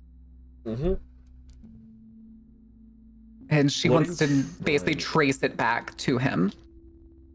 Okay, to be able to view him. Correspondence tracing? Yes. Okay. This may actually be a mix of mind and correspondence, because it's like the impressions on the item and then tracing it back to the person to view the person. I don't know, I'm just pitching ideas. The end result is definitely the correspondence sensing road. What do you want you to find out? What do you specifically want to find out? I want to view him. I want to see what he's doing. Yes. Okay. That's my snooping. Sure. This will be correspondence, just the correspondence too. The snooping's what you've been using. Because this is an article of his that has been on his person for a while. You will be able to use it as a focus. Perfect. And difficulty. Sorry, what was the difficulty? 5 for this? 5, 2 successes. One's a 10. I still don't remember what our rules are on crits because I play 2 different World of Darkness games. No crits on Orte. Okay, so yeah, 2 successes. You focus in on the phone as a point of focus, as a object tied to this man, and you. How do you use your tool? What tools do you use in this file again? This is still circles. Okay, so you focus them on your glasses, and they again become like a window. And you can see the world moving through the window. You can see your glasses, like your glasses are flying off towards your destination, going through walls, going through the city. Google Glass ain't got shit on me. And then as they move further away, it's weird. The city falls away. A power line. And you enter a world of blue and white on black, of numbers, of webs, of lines and strings going everywhere. Following this tether, this cable of light cutting through this infinite darkness, these splitting off points, these web. That's the best word I can use to describe it. This web of interconnected lines. Look up from the line your glasses are traveling on, and you see this spider It's made of steel and glass and jagged, but it's still a spider. The connection is cut, and you're back in your body.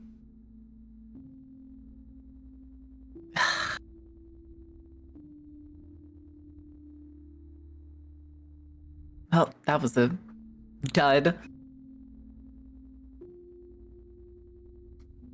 You said the spider was made out of wires and stuff, right? It was made out of glass and steel. Oh. Hmm.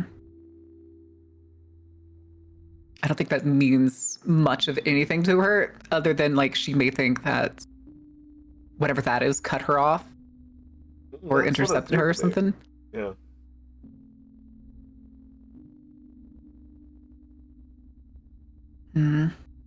I think that's all she does for that night. All right. Well then. She spends the next day still trying to find some way to get Quint. So she feels like she's thirsty. The day is going to creep forward. The heavy downpour begins. Even in Eleanor's high-rise apartment, the sound of beating, driving rain. It is now it's Friday. Welcome back to Crabs Under Rockfield. Stop reading my notes about the big bad. Every campaign I play comes around to crabs. Fucking my vampire turns into a crab in her horde form. It's not our fault that there's an optimal build. And it's crab. And it is crab. Yeah, welcome back everybody. It is now Friday. It is pissing rain. Some of the streets in the area that are lower to the ground, that are in valleys, or just not particularly well, plumbed, are flooded. Not enough that you can, swim past them, but you're gonna have to change your shoes and you'll be wet up to the knees. You can't drive through them. It is completely overcast. A vampire could probably walk around today without fearing the sun.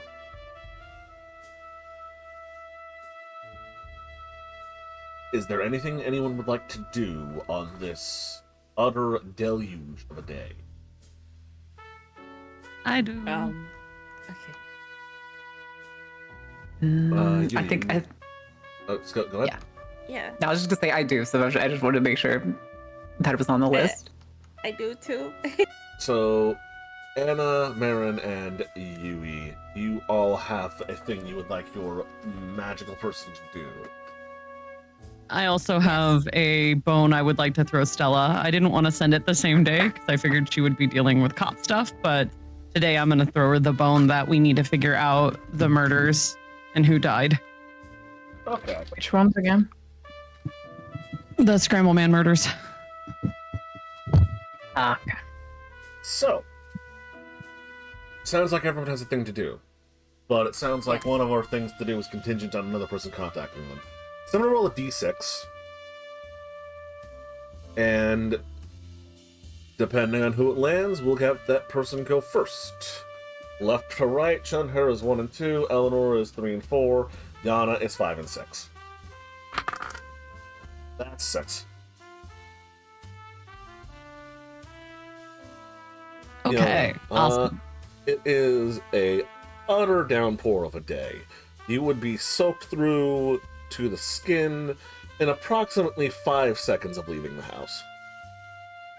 Yeah, I ain't going anywhere. I instead planned to kind of half shadow Phoebe today and Baki if he's staying home and try to learn a little bit more about how the dead world works. But I also, because I get up way earlier than most people, I am also going to see what I can dig up on the Scramble Man murders just online before I contact Stella. Okay. So, shadowing Baki and Phoebe. They're not doing much in the way of magic today. They've got a couple of guys in the morgue that need to be prepared for a funeral. Baki is doing a lot of paperwork up front. Apparently Phoebe is not only mad about you taking him to a technocrat without her being involved, but also he kind of skipped out on, like, funeral arrangements for that day. Oh dear. Okay, yeah. And he is scrambling to get, like, a stonemason to chisel out a headstone and, like, get a couple of other things done very quickly. Okay. Then I am actually going to... Let me think. I don't know if anything would be there. I'm guessing they normally keep their place pretty clean, but I was going to see what I could do on my own if they're too busy, because that's generally how I do things when left to my own devices. So yeah, Phoebe's down in the morgue. They're preparing someone, getting them ready for like an open casket funeral. Mm-hmm. They've already done all the checking to see how this person died, all that sort of thing. So I think a coroner primarily handles that, and just yeah, that is a coroner's job. Making sure the eyeballs don't open up, that sort of thing. Yeah, doing the stitching, getting the face in place, doing the makeup, fixatives, all that stuff. Yeah. Yeah. In terms of a day for ghosts, this is just happens to be a slow one. Yeah. Yeah, I guess I'm going to spend most of my day researching. I'm going to see what I can get and then pass that on to Stella. And then I'll probably do some smaller incidental magics, mostly stuff to get some more of my fancy little luck totems ready to go. Mm-hmm. Little luck papers ready to go. So go ahead and you're just doing like a quick Google search or two, or like a Wikipedia article dive on the Scramble Man, right? Yeah, see what I can find out. Mm-hmm. What I can dig through past the cryptid bullshit to find out about the murders specifically. Give me intelligence, actually, perception computers to sift through the information. Okay. Ooh, I have like not much here. I got 1 in computers. And my intelligence is way higher than my perception, so this is gonna be fun. Okay. I'm gonna allow intelligence. You'll allow intelligence? Yeah. Okay.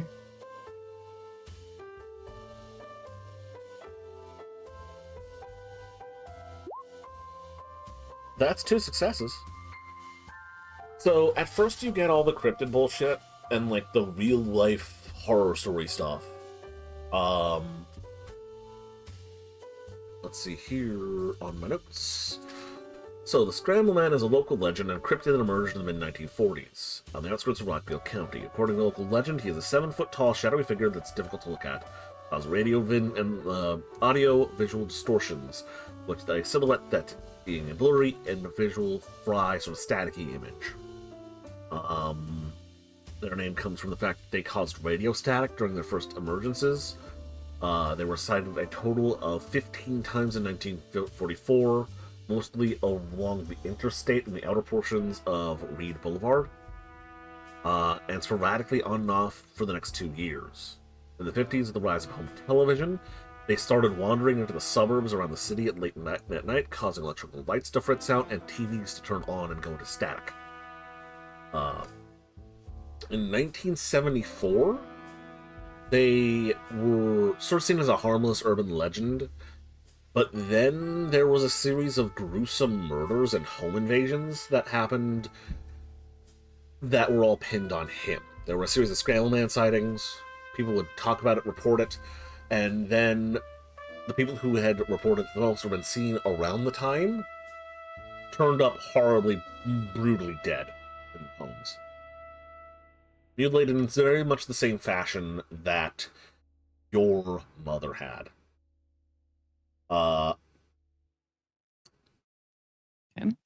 People think that they were someone just using the Scramble Man as a convenient scapegoat.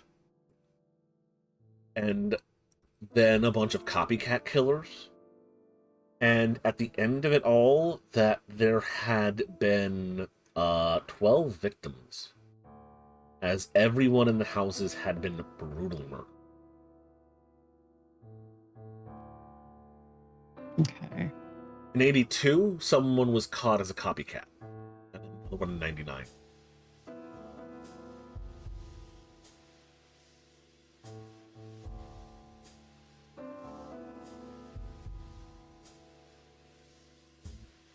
Okay.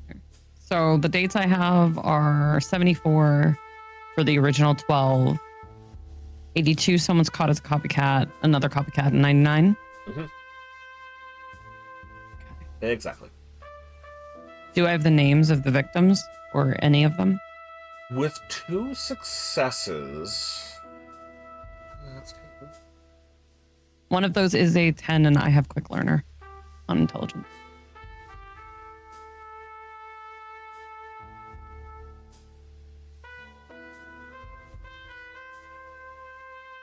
You I don't know if get that counts. some names.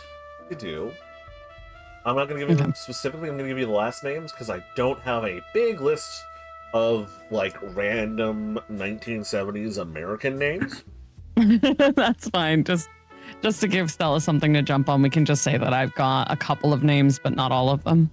Yeah. The last name Basson, the last name Davis, the last name Dorsey, and the last name Morgan. Those were 4 of the family names involved in the killings in the summer of 1974. Mm-hmm. All right. Couple of those stick out. Mm-hmm. Fun. Okay, so I will pass that information on. Important thing, when I brought up Yana's mother's maiden name, it's Dorsey. Yeah, I've got that written down. I'm just bringing that up again. Yeah, I was just bringing that up again because I messed up last time and said it was Cahal. And that's my dad's name. Yeah. Also, Basson, Davis, and Morgan are other names connected to that because I take excellent notes. Yep. So I will be able to pass that on to Stella that we've got 4 of the names that we learned at the Travis Reed house connected to the Scramble Man killings. And we have a 5th victim with one of those last names in my mother, so... All right. Oh, how plugged in are you to, like, local politics? I mean, Mel's my best friend. Barely. But do you, like, pay attention to the news at all, or, like, local elections? Oh, not really. I do know one of them is involved in local politics because of the what our witchly friends, undead friend said that the Morgans are recently tangled in local politics. Okay, I got to hear that in passing, but I don't know about it. Oh, sure. Okay, cool. That's it.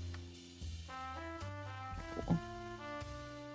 I got to figure out how I'm going to hand this off to Stella when it's raining. I guess I'm going to text Stella and let her know that I'm looking into something and I need some help. I might hide it under a school project as a way, and ask if she'd be comfortable with me sending her the information now, or if she would rather do this in person. Okay, well, we can switch over to Stella now, and then circle around to Chun-Her, and then wrap up with Eleanor if you're going to send her to that next. That's the next thing you're doing. Yeah, anything else I can do at end of day, because it's just going to be some basic rope magics, unless you want me to do those now. We can circle back around to, like, practicing magic if there's nothing else pressing you're going to be doing this morning. Yeah, there's not much. Cool. It's just going to be a research day. So we're going to switch over to Stella. Question, how is she texting me? Oh, privately, not in the group chat. With what phone? I'm probably using Baki's. until mine gets here. Okay. Just text back question mark, question mark, question mark. Yana?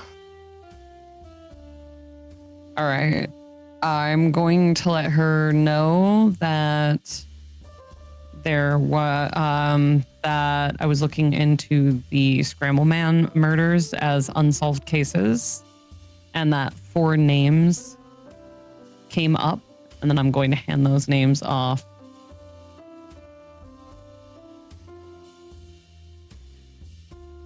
Seems to be worth looking into. You're gonna get a thumbs up emoji back.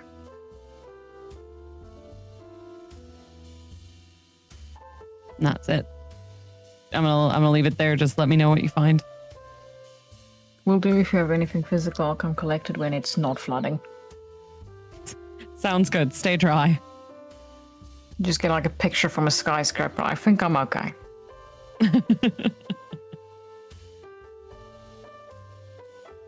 Right. Stella, what's on the docket for today? Right now, she's having the most chill day she's had in days. Actually able to breathe without shit hitting the fan that she's aware of, mildly concerned about shit she's not aware of. Checking through her shit. There's not that much she's doing. At the moment, I will say she's probably cast Enhanced Intake on herself, just to be able to go through her shit a bit faster. Okay. I might need to roll that for you. 1 second. You do. And Where this is a is my mind effect, sheet? yeah? Mind 2 effect. Mm-hmm. It is a rote, it is pure magic, and Mind 2, it is... reading glasses. Coincidental. So that's going to be difficulty 5 base. It is a rope, so it doesn't go up. Yep. As a tool. Yep. Just my auto type for you then. Mm-hmm. That's 2 successes. You are going through your notes and reading them faster. Waiting to see if anyone emails her or messages her otherwise.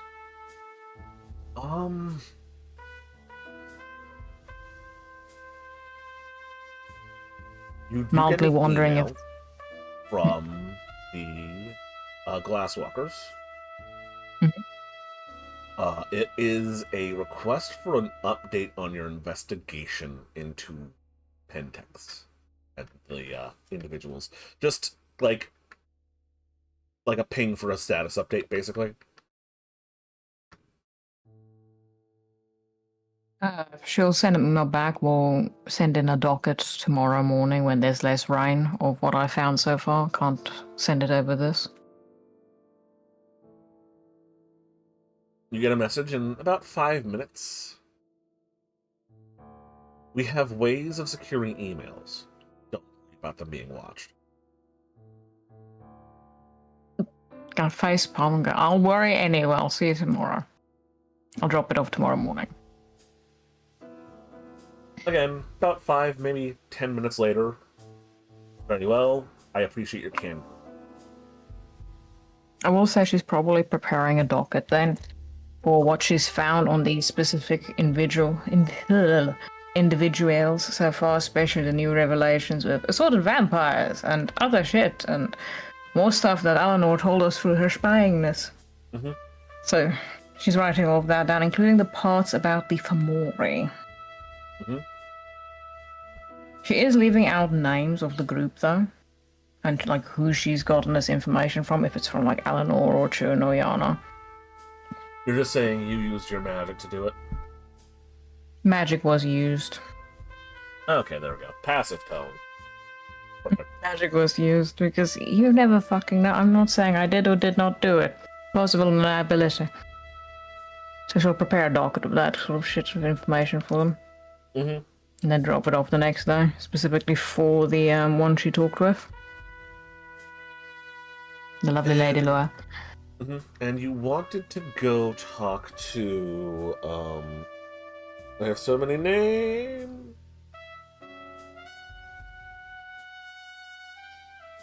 Sam, right? I thought it was still downpouring of rain. It is, but you have an umbrella and a car. Okay, and besides the rain, I will actually go to him then. Unless you wanted to do that on Saturday. Was that a Saturday thing? I originally understood it as we can't really go anywhere on Friday because of the rain. You can, it's just really heavy rain, a couple of streets are flooded, and if you... Going underground was an absolute no-go unless you wanted to risk life and limb. Did you want to go underground and risk life and limb? No, I don't have water breathing. Cool. I actually don't know what I need to combine for that, but I don't have water breathing. Just life. I don't have any of that, so no. Cool. I'll go visit Sam. Yeah, Just let him know I'm popping by a bit earlier.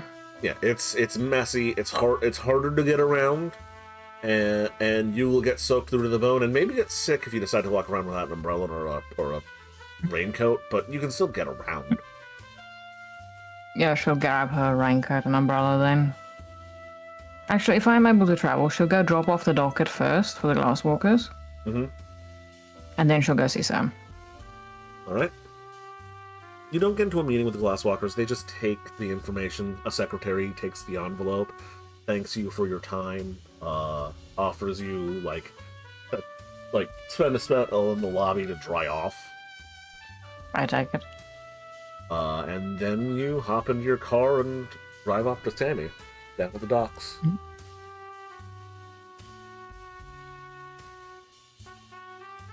The homeless sort of pseudo shelter sort of thing he has in his warehouse is ram-packed. It's warm and dry, and people know it's a safe shelter. So normally you could expect to see like 20, maybe 25 people here. It's at max capacity. There's like 50 people in this space. It smells terrible. I push my way through people. The security guards that he has helps you up to his place. Okay. Yeah, accidental drainage. Mm-hmm.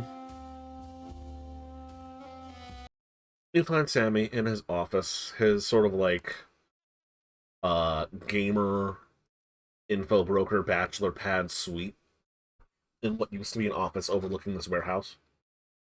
Mm-hmm. He's on a stepladder, messing with his fish tank. Uh-oh. I know. Hey, Stella, how's it going? Soaked to the bone, Sammy. How have you been?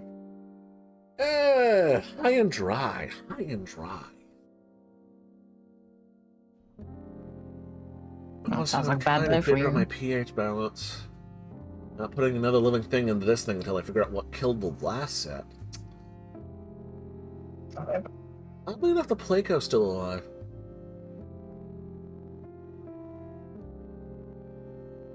Like side-eyes it. The suckerfish sucks at the glass. Resistant little guy if everything else died.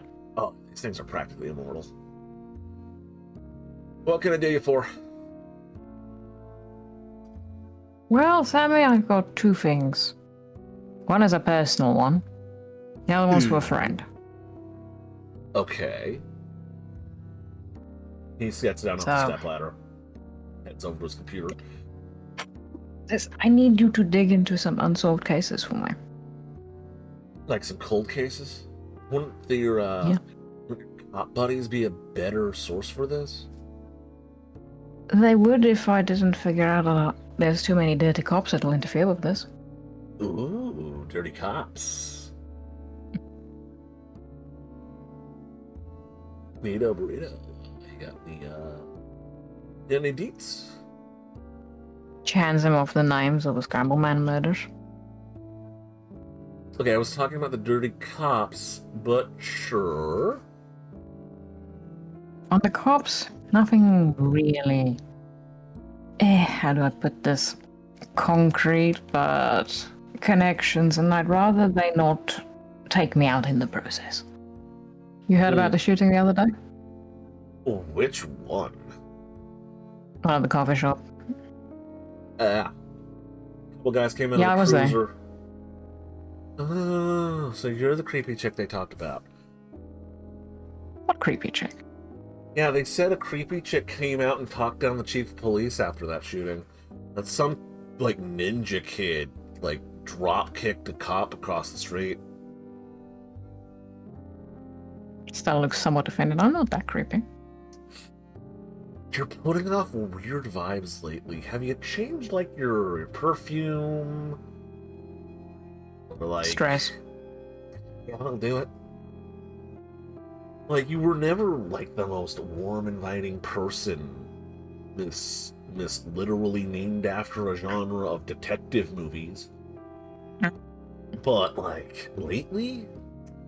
They're like, the vibes are rancid, pal. Like, yeah, something wrong. I feel like I should be sitting here with a cigar telling you if city's rancid. Please don't be that cliche. Like, I could. you're gonna make me I wanna have cringe cigarettes, even but no harder. cigars. Give me some cigars and I'll do it. Then I'm not giving you cigars. Yeah. So I was there on that day, so it's been stressful getting shot at and finding out that your contacts in the police might just kill you if you step the wrong way, so I need someone more reliable. I mean, Stells. No offense to your friends in the cops, but a cab fam. I'm starting to believe that really hard, trust me. Right, so Scramble Man murder, cold cases, and what else? Personal business. I'm looking to move. Oh. Well, Casa Yeah. Higgins would be open, but again, the rancid vibes. Also, people trying to shoot you. I don't like bullets near me. That's fair. So I'm looking for a place. And she gives him what she usually gets around her paycheck and drops that she has some cash on hand. Looking to invest in a place that someone can't grab from me, considering certain companies grab happy hands. Well, that's a solid down payment. Like a really solid down payment. I mean... Problem is, I don't have the time to go sniff out all these places and get a good check on them. But I know someone who can definitely get the right check on them.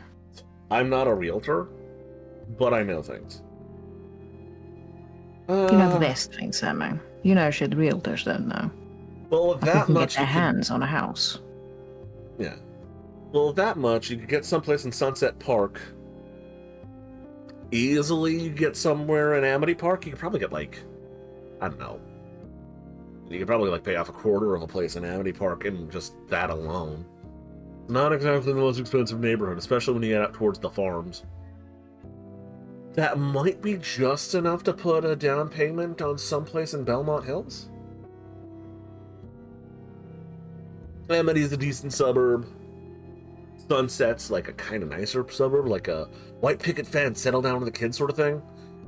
Belmont is the Ritz. It's not even incorporated into Rockfield. It's its own city, technically. Not really looking to hang out with the rich assholes, if you know what I mean. Yeah, you don't strike me as a gold digger. No thanks. If I'm digging gold, it's probably on a corpse I need to find. You don't someone mind stole rough it. neighborhoods? Considering where I've been, it kind of depends. Amity can be a little rough around the edges, especially if you're getting near, like, Chinatown, not bullshit tourist Chinatown. But, like, I mean, you can handle yourself. You know how to use a gun. Just like taps the one she's got holstered. I heard there were wolves going through there the other day. Like they broke it at the zoo or some shit. Went right past the strip mall. Yeah, I saw it on the newspaper.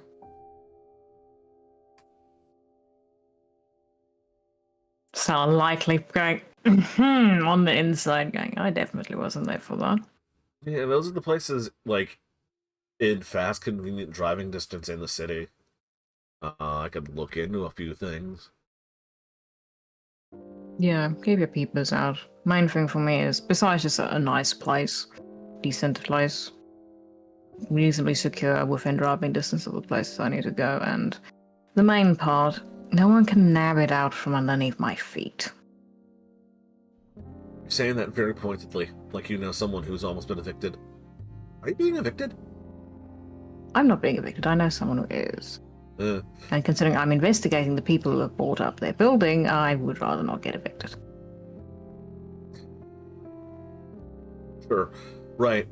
And Scramble Killers? Yeah, I got hired on a case to have a look into it. Right. Give me a minute. I don't have a lot of... You're not gonna write me out to your cop friends, are you? Don't write me out to my cop friends and we're good. Cool. Well, my bug in the police database isn't, like, fresh. Gotta get it renewed. So my copy of all the records is a few months old, but these are all cold cases, right? Yeah, no cold cases. They did not happen within the last couple of months. Yeah. So I won't have anything up to date if there's been any breakthroughs on the investigations. But it was there like a couple of months ago before they managed to find my back door. He hits a bunch of keys. Goes through a few, like you see him go, like flipping through files, opening documents, pulling up newspaper clippings, and like police reports. Right. Scramble killings. Well, there's the ones in the 70s. Summer in the 70s? Summer in 1974, Scramble Man. 6 different incidents. With these names, and she points at the name she gave him. Yeah, massacre at the Dorsey house, the Morgan estate, several Davises got killed in the suburbs, and Basone Manor got torn upside down. Basone Manor, you say? Yeah, also really messy scene in a motel. Oh, the killer's MO is the same all around. Where is this Basone Manor, just out of curiosity? That is in Belmont Hills. So is the Dorsey place. Interesting. Davis house and the Morgan house are both in Sunset Park. Well, actually, the Morgan place, it looks like it used to be in Manor Valley. It's a skyscraper now. At least a 12-story building. Morgan like chief of police, Morgan? Yeah.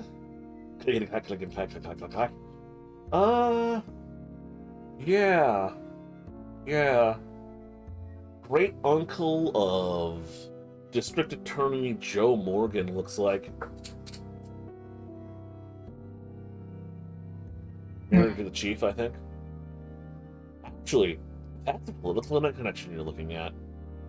Dorsey, the guy who's died?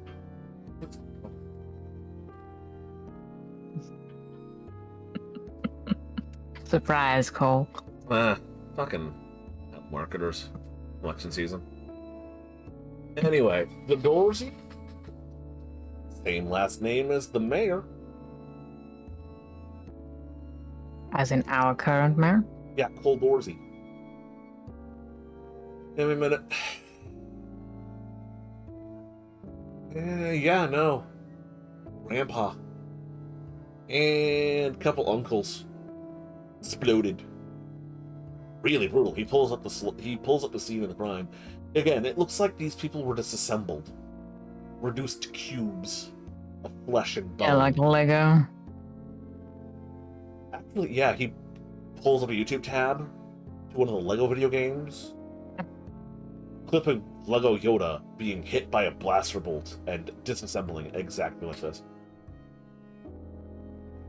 Brutal. Yeah, it does seem to be the killer's MO.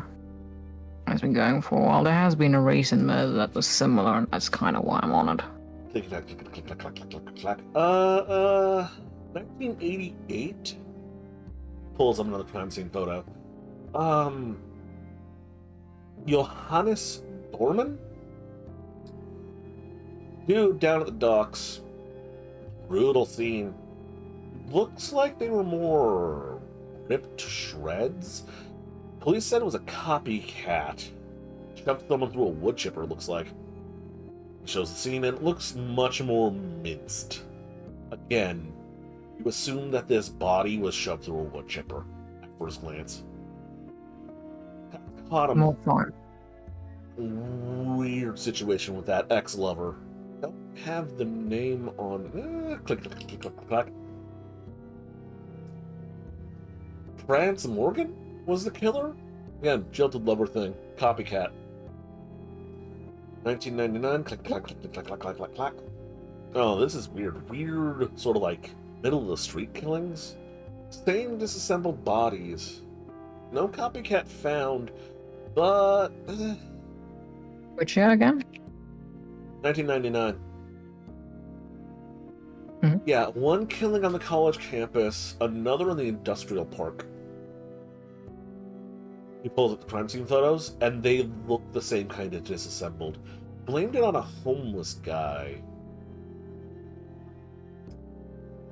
Roman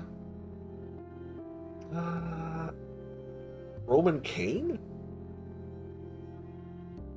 An iron L.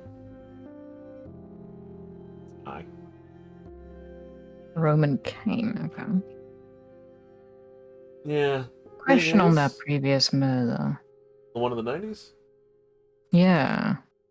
It's also Morgan.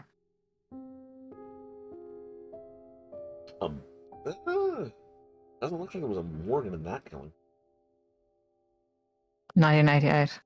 Oh, the 88? In the 80s? That's also Morgan, sorry.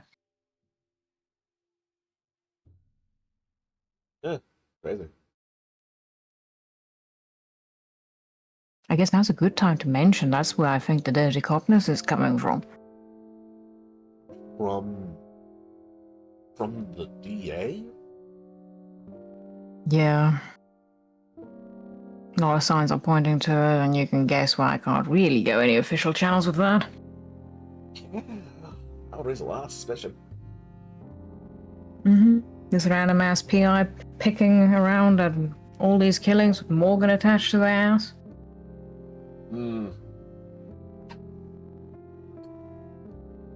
Not want to see you washed up in the harbor. Who knows? You might still. Dark. Not accurate.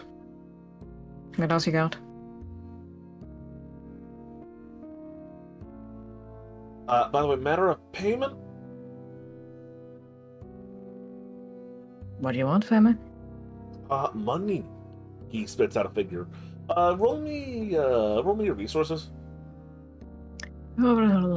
Just pure resource die? Yeah. You can also supplement with a cash die. But remember, every time you use cash dice, okay, that's yeah. You have his fee with that 9.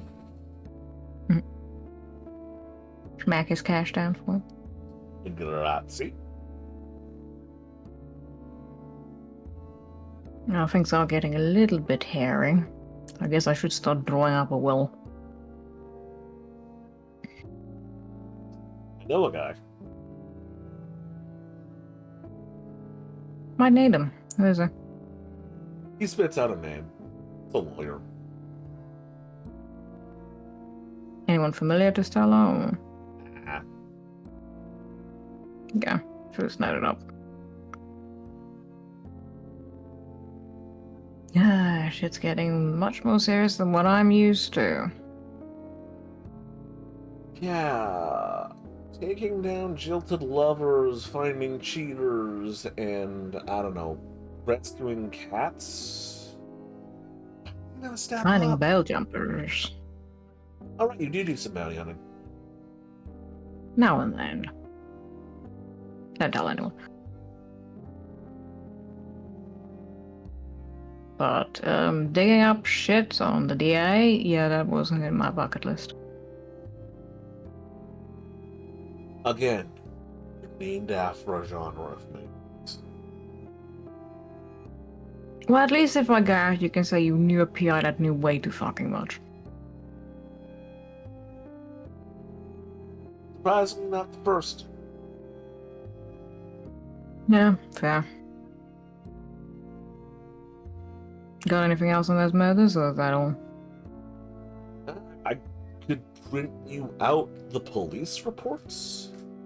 I got them up. Yeah, I'll take those. They start printing them out.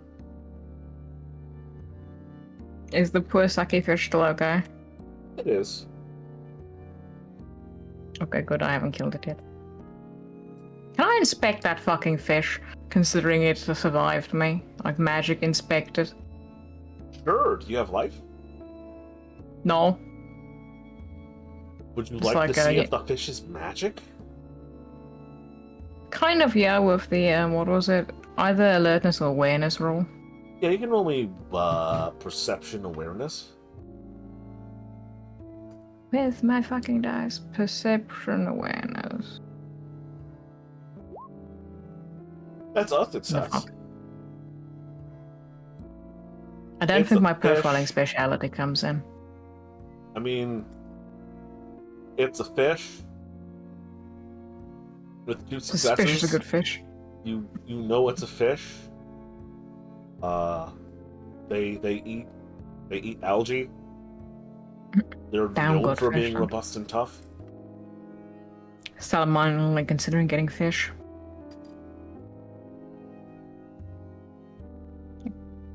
Heard anything from our big and burly buddies though? Yeah, they're mad. Still mad. They're always mad though. Alex, apparently. Actually, you were here for that. Yeah, they didn't phone home. Yeah, I know about that.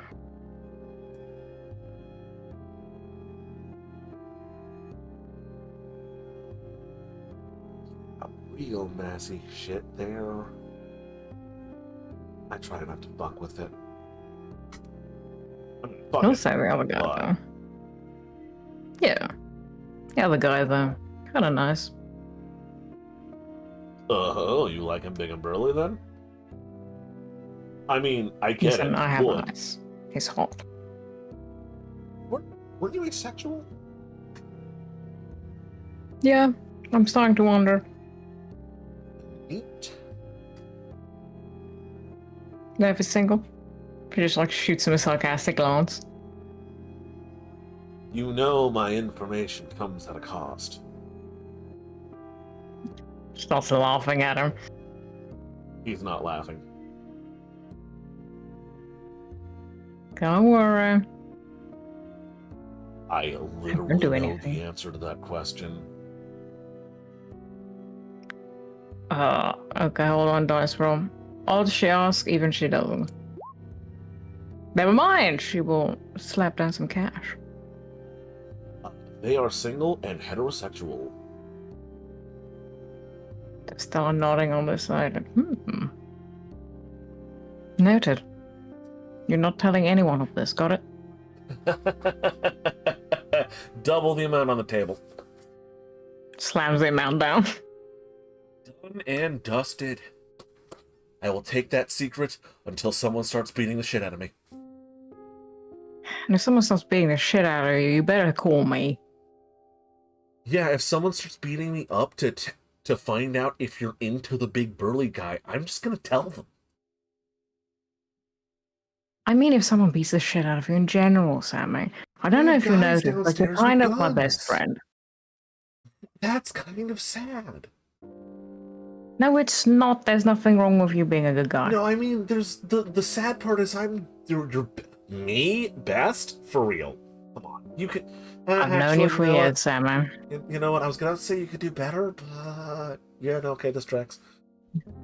Just us counting on our fingers. Let's see. I've known you for years. We've been working together for years. I've trusted you with multiple shit. You've trusted me with multiple shit. One of the only people that can hang around me. So I don't know. I'm ticking up some boxes here, buddy. You just not like have a social life at all. Surprisingly, I do have a social life, but I just value you very much. I appreciate that. I do not have a friends or family discount. Can you at least call friends and family when you're in shit? Yeah? Okay, good. So if someone does start trying to beat the shit out of you and the bodyguards can't help, please call me. Sure, I'll pull out my phone and call you while I'm getting punched in the face. Put me on fucking speed dials, you sarcastic bastard. Just let me know if shit hits the fan and if I can come do something for you. Sure. It'll only cost you an explanation of what the fuck happened. Okay, so you have a friends and family discount. Cool. Yeah, I do. Oh, by the way, no, never mind. It's cool. What are you up to, Sammy? Oh, me? Nothing. You. Mind read. Go ahead. Sarcastic motherfucker. I need to remember which amount of spirit it is a mind. Mind read is level 3. Sammy, you motherfucker. That succeeds. I really can't let her know I bugged her phone. Shut up, that friend thing. I was gonna suggest her some good places to take her dad, too. Shit, this guy gotta put myself in the corner here. You just have Stella narrowing her eyes at him, going, Sammy, spit it out. So you remember when you did that job for the necklace? Yeah. And you put a little virus on your phone? Stone cold face. When you say virus, does that mean you were spying on me? I just know the numbers you've been calling. And I know your dad's number.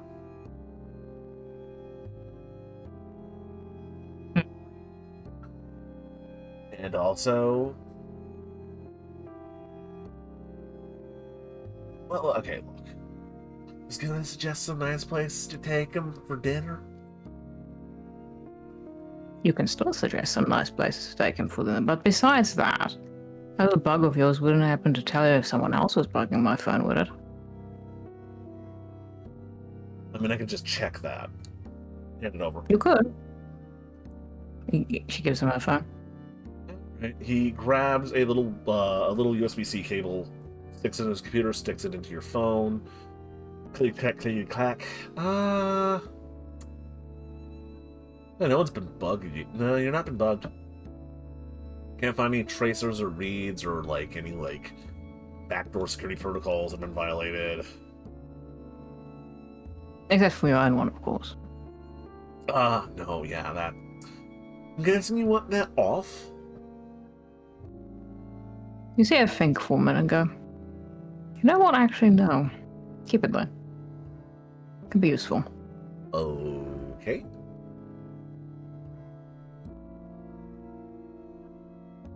I did say I trust you, Sammy. You're not an idiot. You probably just were really fucking curious. I am what you call... not paranoid. Prepared. Well, paranoia is only paranoia if it doesn't pay off, and considering the shit I've been involved, you're probably not paranoid. Your dad like Chinese? Yeah, he suggested a place, but I might get whacked there because, remember that job for that exact same bug that you did on my phone? Huh? Yeah, when the Chinese mafia get involved and have seen my face, I'd rather not be there right now. Oh, well, Luigi's Pizza on, Main and Reed. It's over in Thornton Beach. It's touristy, but it's actually good. Good idea.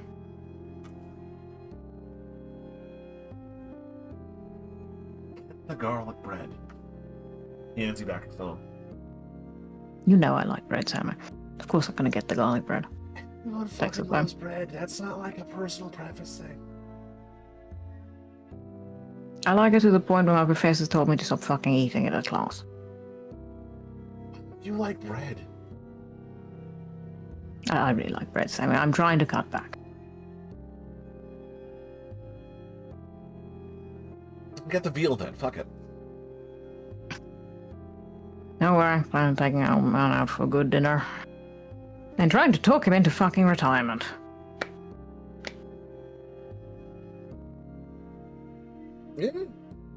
People need shit to do. Yes, safer shit than working for a corporation that may or may not want to kill your kid. That is not a good thing to do. Exactly. Life's getting fucking complicated.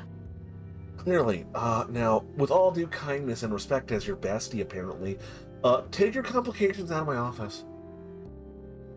Don't worry, I'll bring you complications with cash next time. Cash isn't a complication. Cash is a solution. Paying the person who does the solutions. Or finds them for me. Just gives him a wink and starts getting up. She's got her phone and stuff. And before she goes out, she's just like, and I mean it, Sam, if you need me, you know to call. I have your number. Also, work on your cool, smooth, I'm a detective, leaving the room lines. That was cringe. You're cringe, Stella. Fine, I'll bring a cigar next time. And she walks out with a smile on her face. Okay. Next. I cannot go into the sewers, so she's going hem. Okay. We are moving right along then. Eleanor. Do you want to do me or do you want to do Chin? Odds or evens? I think good. Odds. Even? That was a 6. June. Okay. Saturday morning, she would check the security first, see if the camera that she set up works. Then she would check the garden, see if there's any spell necessary to make sure her garden is secured. Now that the downpour has started, then she would like to talk to her landlord to see the future of this building. Now that the company that bought her building has turned to flames. Right. Please give me, for the first two things, intelligence computers. Intelligent. Then, dex survival. Intelligence computer. Yeah, you set up your cameras just fine. They're all still functioning. They're all sending the information to your computer, and they're not being overwritten. So you can go back and check logs up to like 2-3 days before you run out of like hard drive space. Nothing happened last night. Nothing came in uninvited. Okay, awesome. And what's the next one? Thanks, roll.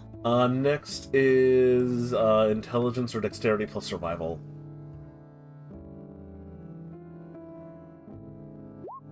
And that's it. That's 1, 2, 3 successes. So it's bad when you get up to your garden. A number of your plants are being flooded out. You are going to have to act quick to keep a bunch of them from effectively drowning. You managed to do it though, through some quick punctures into their soil, like the things you have them stored in the soil. From dragging down several possible aloe vera plants, you managed to keep them from effectively drowning or getting root rot. But if you hadn't checked today, your garden would have been dead. Oh, thank God. Okay, she's gonna check again at the end of the day, but then let's see. Talk to the landlord. See if what's the future of the building now. So I assume you're gonna call them. I mean they stay in the same building, right? No, they live in Belmont Hills. Oof, okay, gonna call them then. It Ring. takes you calling them twice before they pick up. When are you calling, by the way? Huh? Well, what time of day are you calling them? Probably well, she wakes up pretty early, attending the garden. I would say around 9 or 10.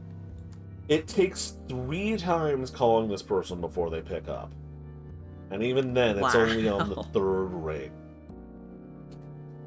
Hello? What's the landlord's name?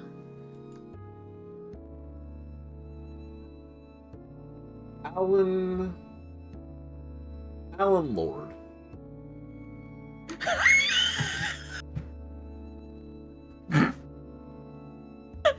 Okay, Mr. Lord, did you see the news? Who the fuck About- is this? This is Chloe from the 4th floor. The one with the garden? Oh, the YouTube chick. Okay. What the fuck? Did you see the news? What happened to like the company that supposedly bought the building? It's 9 a.m. Yes, 9 a.m. Good time to walk out and catch the vitamin D from the sun. It's Well, not that raining there's a like sun. shit. Yes, No, baby, go but- back to sleep, okay? No, what the fuck? Okay. I just wanted to know what's going to happen to the building now. What about? I sold the building What? like a week ago. Yes, but the company is in flame. It's gone. Well, that's their fucking problem. Oh, okay. Well then. Huh.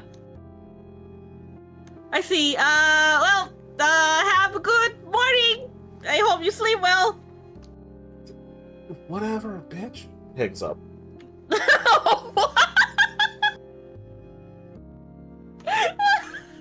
Okay. She's going to check her algorithm and her channel, social media in general. See how they're doing. Any impact on like what the hell happened the past week? Okay, so your numbers are up. Whatever this Okay. drama and this crusade against the zoo and Hardy Hearth has been good for you. You're getting new subs. It's stirring up drama, and the internet loves its drama. Okay. How are her parents doing? Like, just check their Facebook. Check See if there's Facebook. any new photo. You Yep. see, was it your dad is the American, right? Like, Yes, that's stepfather? American. Yep. Yep. You get a bunch of pictures of your mom taking pictures of your dad fishing in some river in China, and then like hesitating to eat something that is unpalatable to an American. Durian. Oh, wow. Oh yeah, that's definitely it. That's definitely Yeah. it. Just like just an entire Facebook story about how it was such a pain in the ass to get him to eat durian, and then once he actually got it in his mouth, he couldn't stop eating it. It's delicious, yes. Yeah, then she's gonna spend the rest of her day just working on like live streaming herself working on preserving her produce and baking the weather resisting cookies while talking about like the postpone of the protest that moved to Sunday instead. And she wants to remind them that, you know, they have to be in like their full strength and full energy to make sure their voice is fully heard. Okay. Roll me your charisma plus plus your social media skill. Okay, social media. That's 7 dice. Oh yeah! That's mostly successes. That's 5 successes. Woo! You know how I said you were you were snowballing, that the internet was eating up the drama? Yes! You might be doing what the children say, going viral. Hell yeah! Your live stream is pulling in twice the normal amount of viewers. Like, you check on Twitter and like a couple of other sites. Like you're like, people are going on about how you were almost murdered the other night, and now you're sending to sue. A lot of people are just trying to find out what the fuck is going on. Yeah, show them like she has to keep fighting. Even if her life is at threat, she will not stand down for anything. Yeah, you have a feeling, because like the last time you tried one of these, not a lot of people showed up, and you didn't like your pages weren't like firing on all cylinders. You didn't have that good algorithm on your side.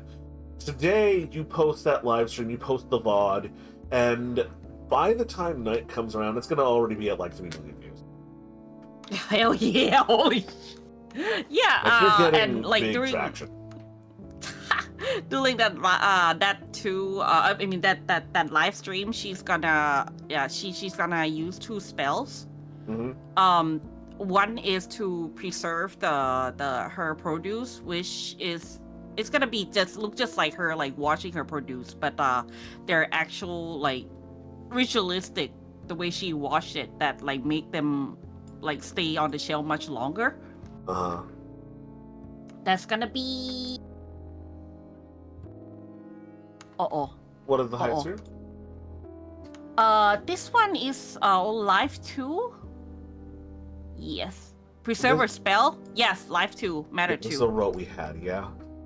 Yes. Preserver spell, conditional utility, using her kitchen and her produce. Yeah, this is not gonna be vulgar, I don't think. So go ahead and roll Arte. It's only gonna be difficulty. It's what highest sphere again? Life 2, matter 2. So that's only gonna be difficulty 5. Oh yeah! Yeah? No, you're like you made food that will normally spoil in like a couple weeks. It's gonna last all year. Oh yeah, and she's gonna bake the spoon. Oh no, not spoonful stability.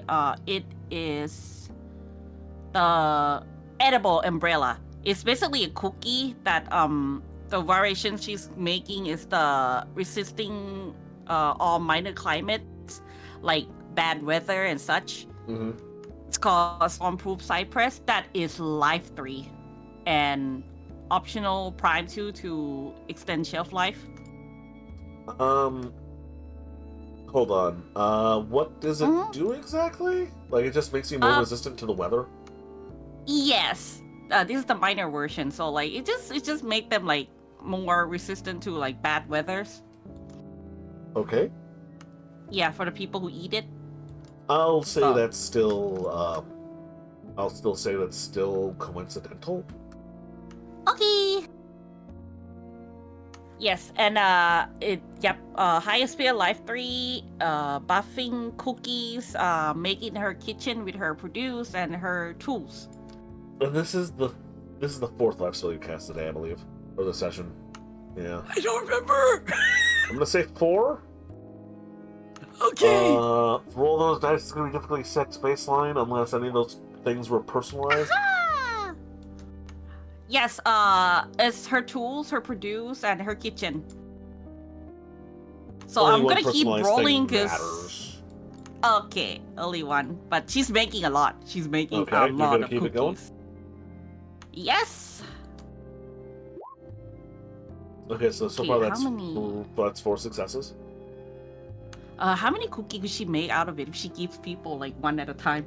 Each success will be a serving that will actually have effect. Ooh, okay, then she's gonna make other normal cookies then.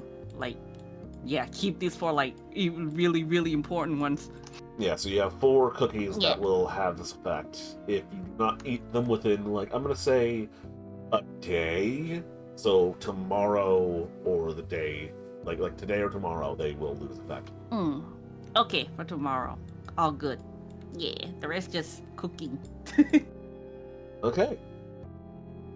That's it for the day? Okay, thank you. Yes, that's it for today. You spend the rest of the day just cooking up a storm. Yep. Eleanor. Yes. What are we up to today, Eleanor?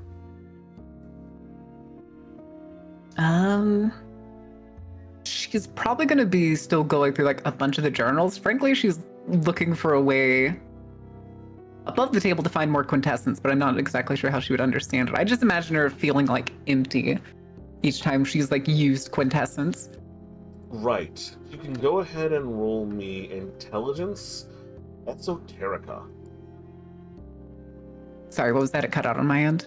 Intelligence esoterica. Okay. Difficulty? Difficulty 6. 3 successes, 2 6s, and an 8. So there are a few methods of Of absorbing quintessence. She lists a number of them, like specifically technocratically posed ones, but she lists ones with more tradition magic focus as well. She mentions machines that can impart quintessential energy through galvanic electricity and the power of a steam turbine. Through harvesting aether from the heavens directly through ascension beyond the crystal sphere, as well as a number of folk magic traditions, which involve brewing and imbibing potions and meditative thought. However, key to these things are two factors: the avatar and meditation, as well as the prime sphere of magic. Through meditation and the use of a node, you can gather up energy and channel it into your body and hold it there. Through high enough prime, you can dissolve things and absorb it.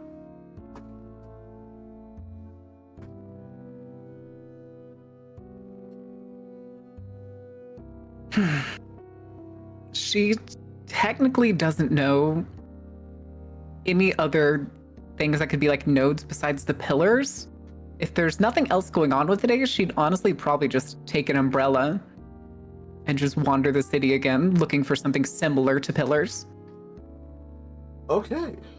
This is also Fluffinor, so she's gonna be fucking antsy and probably would not stay inside all day. Cool. Is there anywhere in particular you would like to try and look?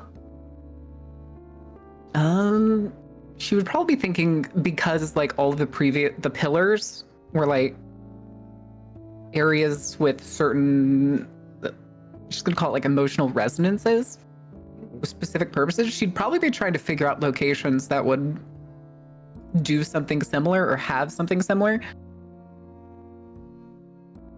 She's kind of making the assumption that whatever previous factions, or hell, even current factions, that had nodes in the city are probably going to do very similar stuff. Yeah, sure. So she'd probably be looking for like landmarks or like major gathering hubs. I mean, the major gathering hubs you could think of that aren't currently the home of a pillar would be Roland Stadium, the basketball arena, Light Meadows, the public park, and sort of like the city's lungs, and Fantastic Park. Fantastic Park is the boardwalk. It's an amusement park. It's effectively a boardwalk / carnival ground. It's permanent. It's got a few rides, roller coaster, Ferris wheel, one of them drop towers. Oh no, I was just trying to make sure on the map that I remembered where it was, because I thought that was the one that's over like on the harbor. It is. Okay. There's an actual boardwalk that goes down the beach, and Fantastic Park is on it. Like this road, like this street here, is a street and then a boardwalk onto the beach, and then there's the beach. The closest place is Roland Stadium to Eleanor's place. That's probably where she's going. Sure. She's probably not going to do a cross the entire town type venture with it pouring down. Yeah. I will also say the subway is currently closed for flooding. Oh yeah, not surprised. Probably gonna be on the fritz for a few days, actually. Shit. But yeah, she's gonna go to Roland Stadium, So I'm just gonna and she's looking for anything that seems to be like a public place where she could try any of these. She's probably gonna go with the meditative method. Cool. Roland Stadium is a rather large building that sticks out in the area. It's not like any of the skyscrapers around it or any of the old homes near it. It is right by the zoo, distressingly close considering how loud a basketball game can get, and it is the largest, tallest thing in this part of town, sort of the last big building before the town breaks out into suburbs, both south of it in Manor Valley and east of it in Amity Park. The tallest, biggest buildings near it are actually the sort of touristy part of Chinatown, which have a big, like Japanese torii gate going into it, oddly enough. And it, in and of itself, is a cultural disaster. in terms of, like, this is Asia, it's Chinatown sort of way. It's the Americans' belief of Asians. It is touristy on and then purpose. People just moved in there. The other way around, actually. It was touristy on purpose, and then... Oh, gotcha. Like, they dressed all the restaurants and the areas around it up to look like a Chinatown. The actual places where people live and have, like actually the restaurants and actually their grocery stores and cultural things are further into Amity Park. This is a tourist trap to sell, like, noodles, dim sum, and manga to dumbasses. Does it follow the same rule as New York? Can I get, like, a really convincing bootleg purse? Probably, yeah. Nice. But I'm guessing that the stadium is going to be just like most basketball stadiums, like completely indoors. Completely indoors. It's a big domed roof that can be brought down, never is. And it's got a big plaza out in front of it and a lot of parking. In fact, there's a very large parking structure right across from it that it shares with the zoo. The plaza itself is this big, open concrete and tile space with a statue of the man it was named after, Mr. Roland. They were a figure in the NBA from the city. Big local basketball team guy. They got into some local team. The college primarily uses it, though sometimes it's used as a like space for NBA teams to go to. Your DM doesn't know worth shit about the NBA. Nah, they also use basketball places for like a bunch of different stuff. Who knows? Maybe in the winter they turned it into a hockey rink. Oh, probably. They also the WWE also definitely comes here. 100%. She probably isn't going to go inside to start with, because through the journals she's like learned that more than likely if there is whatever these nodes are, it's probably owned and or occupied and or monitored. So she's probably going to check for it from outside, likely from the plaza, using Prime Sense. Yep. Go for it. Difficulty is 4. Oh, 1 success.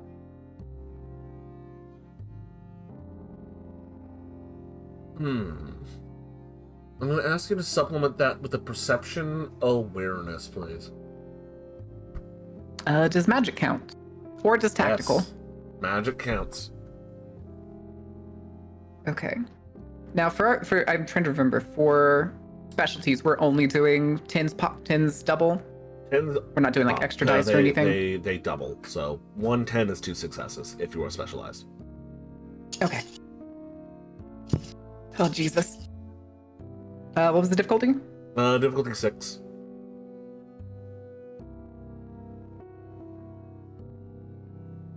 3 successes. Yeah. There's a vibe about the place. Not anywhere near as intense as the pillars, but coming from inside. Sorry, you cut out. Not near as what? Not nearly as intense as the pillars, but oh, my internet shit in the bed. I got red on Discord. Ooh. You okay? Okay, it's back to green. Yeah. You get the vibe that there is some sort of magical energy coming from this place, some sort of force coming from inside of it, and it is inside the stadium itself. She is going to go inside, but she's honestly probably going to be careful. So, is it like open to the public, or is this a thing that she's about to have to pull breaking and entering in? There's like a lobby and a ticket office. They might do tours. You're not sure. It'd be like, come buy tickets in person if you don't want to buy online, but like this is the only area you can get into. Probably.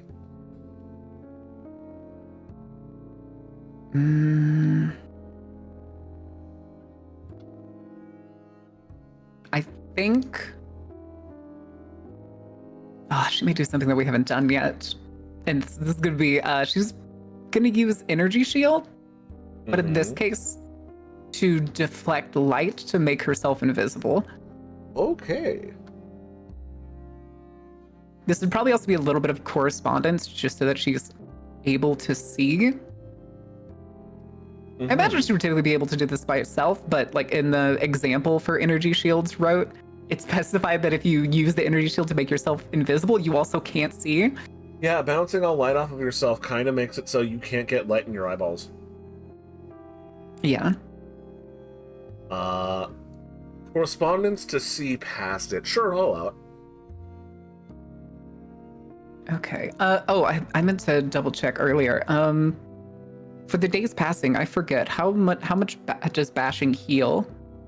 Bashing depends on your current health level. What are you at? She has 5 bashing. Yeah, 5 bashing. Is that wounded? It's mauled. Mauled. That Because okay. I think you said last week that you realized that it doesn't stack up to lethal, it stacks down and then up. Yeah. Let me just look at a character sheet real But fast. that was technically, she got that 2 nights ago. No, Oh, then if it was 2 night nights ago, before. you're the night before. yeah. So down from going from mauled to wounded takes 3 hours, and then everything from wounded to bruised only takes an hour. So that'll be 3, 4, 5, 6 hours before you're better. So you're fine. I was gonna say she probably slept it off Yeah. because that was the 5 bashing from the paradox. Yep.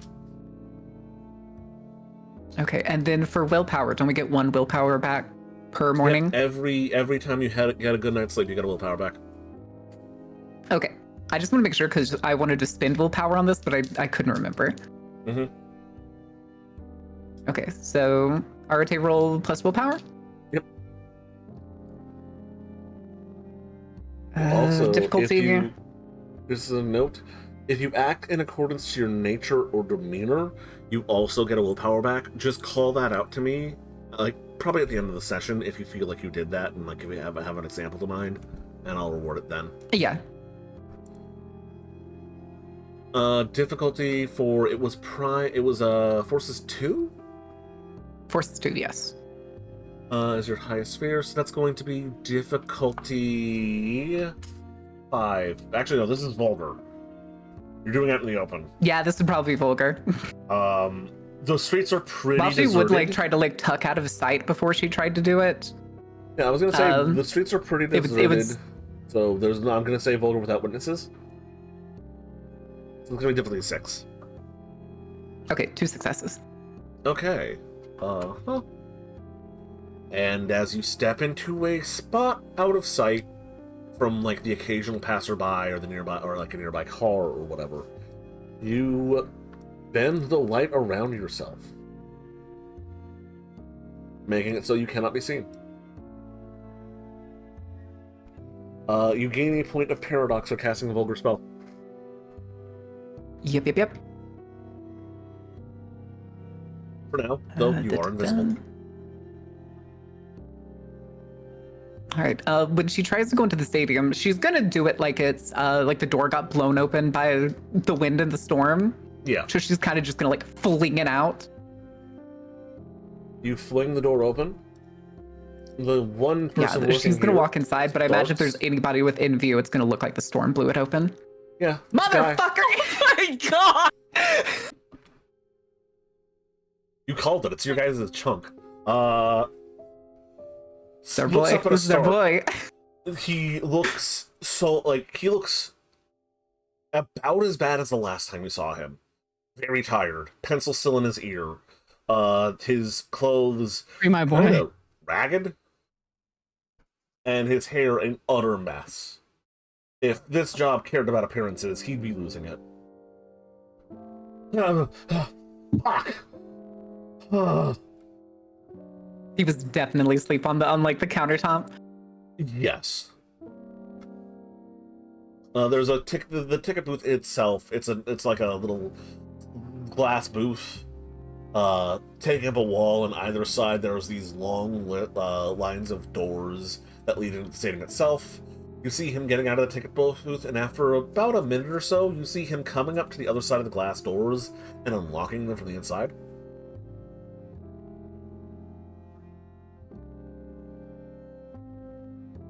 We need, if he's like unlocking them to open them. Yeah. If he's like coming out of it, she's gonna go in behind him. Yep. Give me a Dex stealth. This is gonna be pretty easy considering he's tired and you're invisible. Okay. Dex. Oh, there's stealth. Okay, I was looking in the wrong column for it. And then Arcane. Oh yes, absolutely.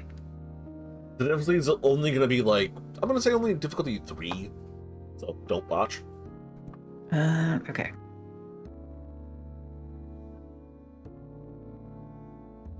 That is 6 out of 7 dice. Yeah, like the wind itself. Felix pushes the door open, grumbling to himself, wiping down his face, like wiping the drool from his mouth as he goes to close the door behind you. He then comes back, closes the door behind himself, with you now on the other side, unlocks it. If you would like, can you give me wits alertness to see, like, just kind of gauge for the guy? Wits alertness. Okay. Not empathy or anything, instead, just alertness. Oh, empathy would also be good. I'd rather use alertness, but I was pitching something that came to mind that would probably be better. Empathy would be like getting his emotional state. Okay, this is just me looking at him like as a person. Getting a visual read on him and hearing what he's saying. Okay, what was the difficulty?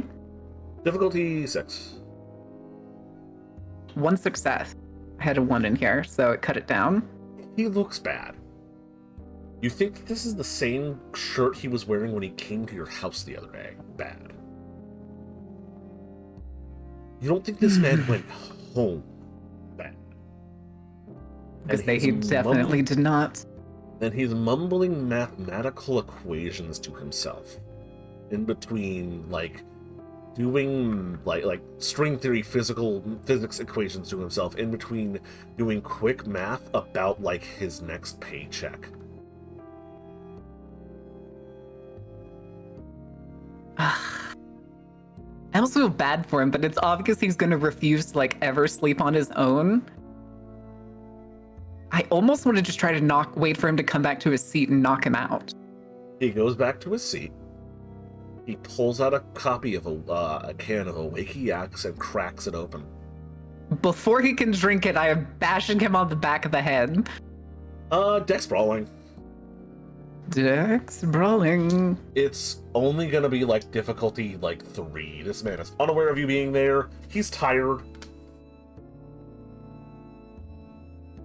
Ooh, 4 successes off 4 dice. Successes. Roll me your strength. Roll me your strength plus 3.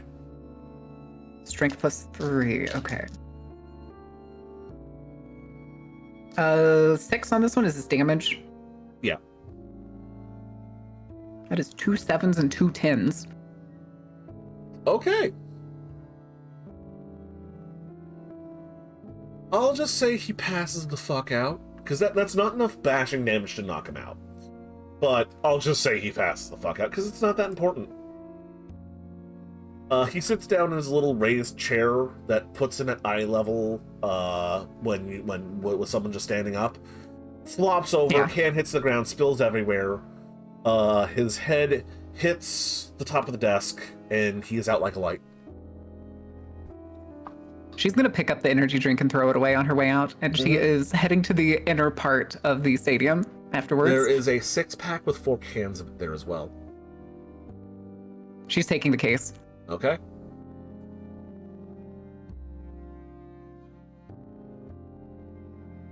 So you're gonna head into the She's not stadium now? throwing the case out, she's taking the unopened case with her. Yeah. Then that means that she can also throw away the already opened one in her fridge. Mm-hmm.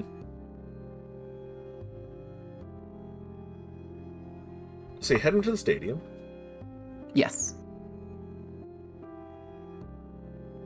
I'm gonna say that your magic sense sight was still going. In which case, you do also notice something else about Felix. The man is glowing more than normal human should be. He's not glowing like one of the other mages that I've run into, or Like halfway between a mage and a regular person. Man is only powered by fucking this energy drink.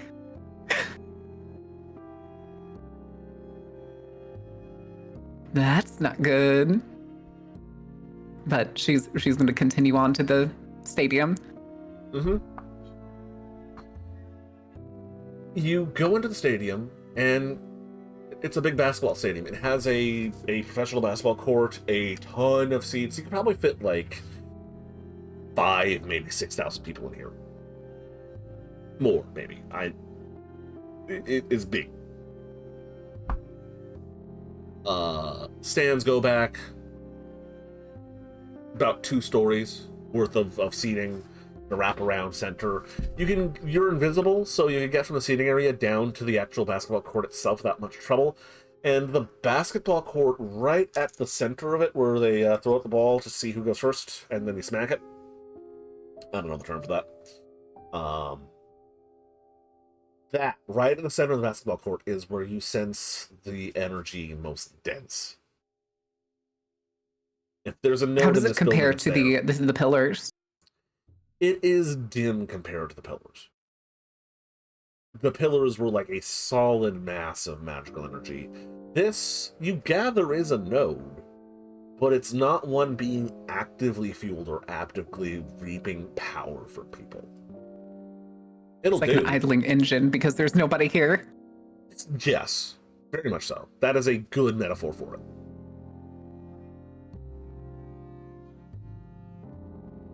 She's probably gonna either sit like right in the midst of it, and she's going to attempt first like the meditative one to see if she feels anything. Okay.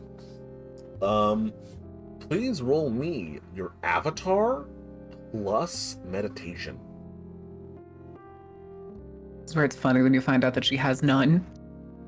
And then you're rolling avatar. Okay, it's 3. That's not the worst roll. Difficulty 6. 2 successes. It takes a while because you're not good at meditating. You're effectively like doing what you've seen on TV or movies or whatever. Oh yeah, just short of going like if you want, like if enough for the fact that you weren't trying to get caught, you might have been going or repeating a mantra you saw in a comic book or whatever. After how long would you be willing to stay here? If she hasn't heard anything from anybody else, she's probably not doing much else for the day, so probably until some way she's satisfied. So after an hour, you gain a quintessence back.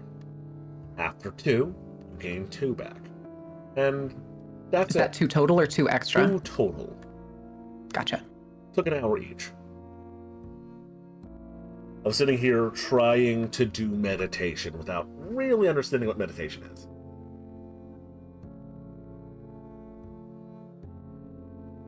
Now, a Prime 1 ability is to subsume small amounts of quint into your own personal pattern. Mm-hmm. Could she attempt to weave it into her own pattern? That is... So I'm assuming that is drawing in quintessence up to your avatar rating, so I would allow that, yeah? I think it says specifically you can go above your avatar rating. Oh. Well, let me just quickly check the book. It just doesn't give a number because this is the standard power description. And it only refers to small amounts of quint. Is that, and how did you do that, or? This is the standard powers of, see, I'm pretty sure this is in the core book. Let me double check. I've used personal quintessence. It says page 520. Page 520. That's gonna be in That's in Prime. Yeah, this is just base Prime. Object. Wants to consume an object with a person energy.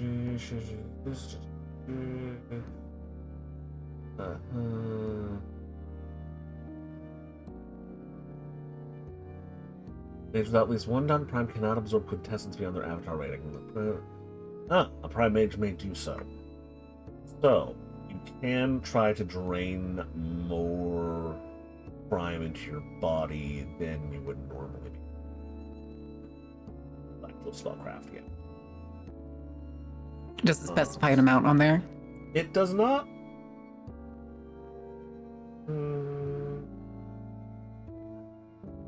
Exciting reading action. It's a light. Okay, it takes Prime 3 to really draw quintessence from a node. True. But But I was going to say, this is just the meditative method.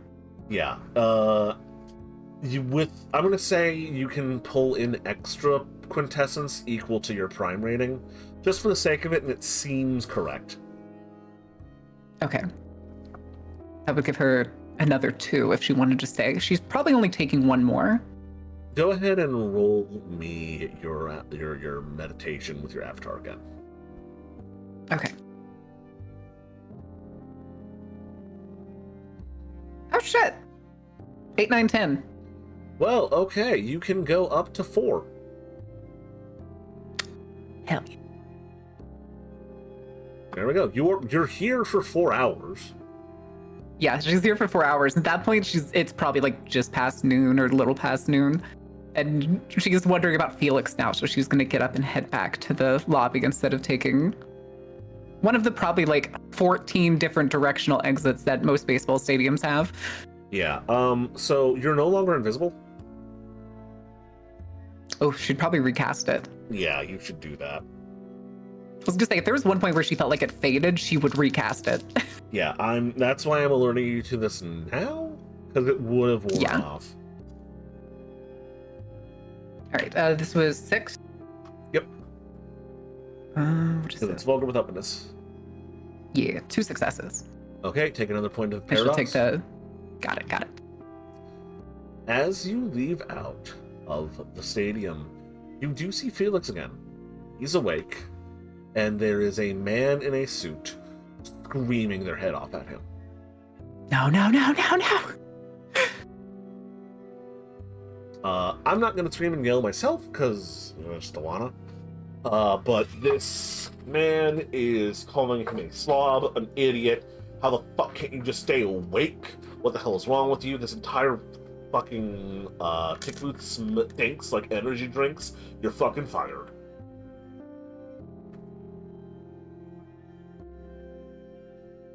I smack the manager on the back of the head. Okay, I'm kidding, I don't do cool. that. I kind of want to because I'm having flashbacks to fucking shitty managers. It's a like personal attack. I just imagine Eleanor standing behind him holding up like a pimp hand, and it's just like the other hand grabs her. It's like, no. It's not worth it. It's not worth it. It's not worth it. I mean, would Shadow Eleanor want to bash this man's head in? Oh, for certain. Okay. Because she saw how tired he was the other morning. Mm-hmm. And if she could tell that, like, he, like, hadn't slept and this manager was just tearing into him because an obviously tired college student fell asleep on the job. Oof. Yeah, it's rough. Do we swap?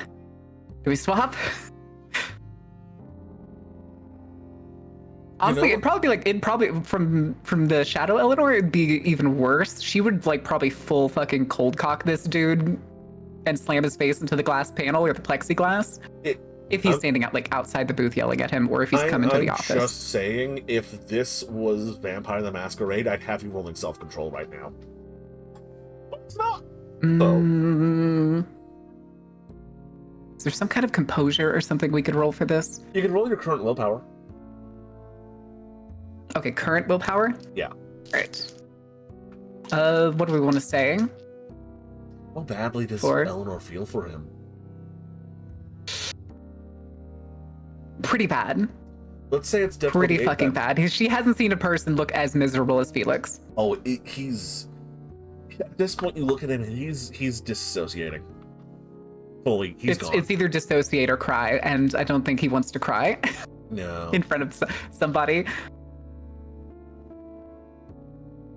You know what? For the fun of it, I think she's just gonna swap. Sure. I think there's just gonna be like unbridled rage. Mm-hmm. And she's gonna absolutely cold cock this manager. Dex brawling. Okay. Oh. Difficulty 6? Mm-hmm. Well, actually, or less because invisible. Yeah, let's say 4. Okay. 3 successes. This guy doesn't matter beyond this scene, so you bash him in the back of the skull with your bare hand, deck him as hard as you can in the back of his head, and the lights turn out in their eyes. They're not dead. They're just knocked the fuck out. And they tumble forward, and they slam into Felix. But Felix stands there. This dude sort of like falling off of him and hitting the ground. And Felix has a 1,000-yard stare, looks down at this guy, looks up, looks around. Before she walks out, all she says, like basically right next to his ear, is, "Go home."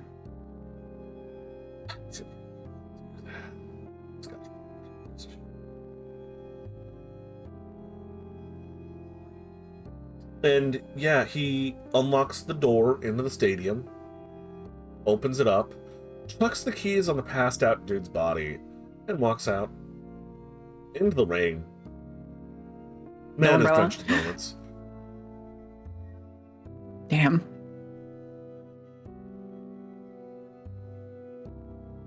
All right. Eleanor's heading home. Mm-hmm. Let's go.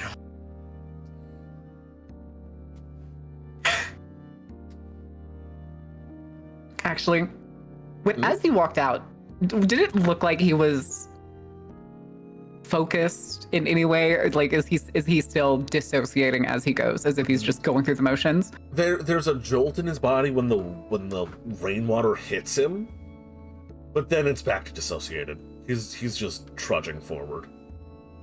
She's gonna follow him. He gets to a bike rack, unlocks a bike, gets on it, starts riding.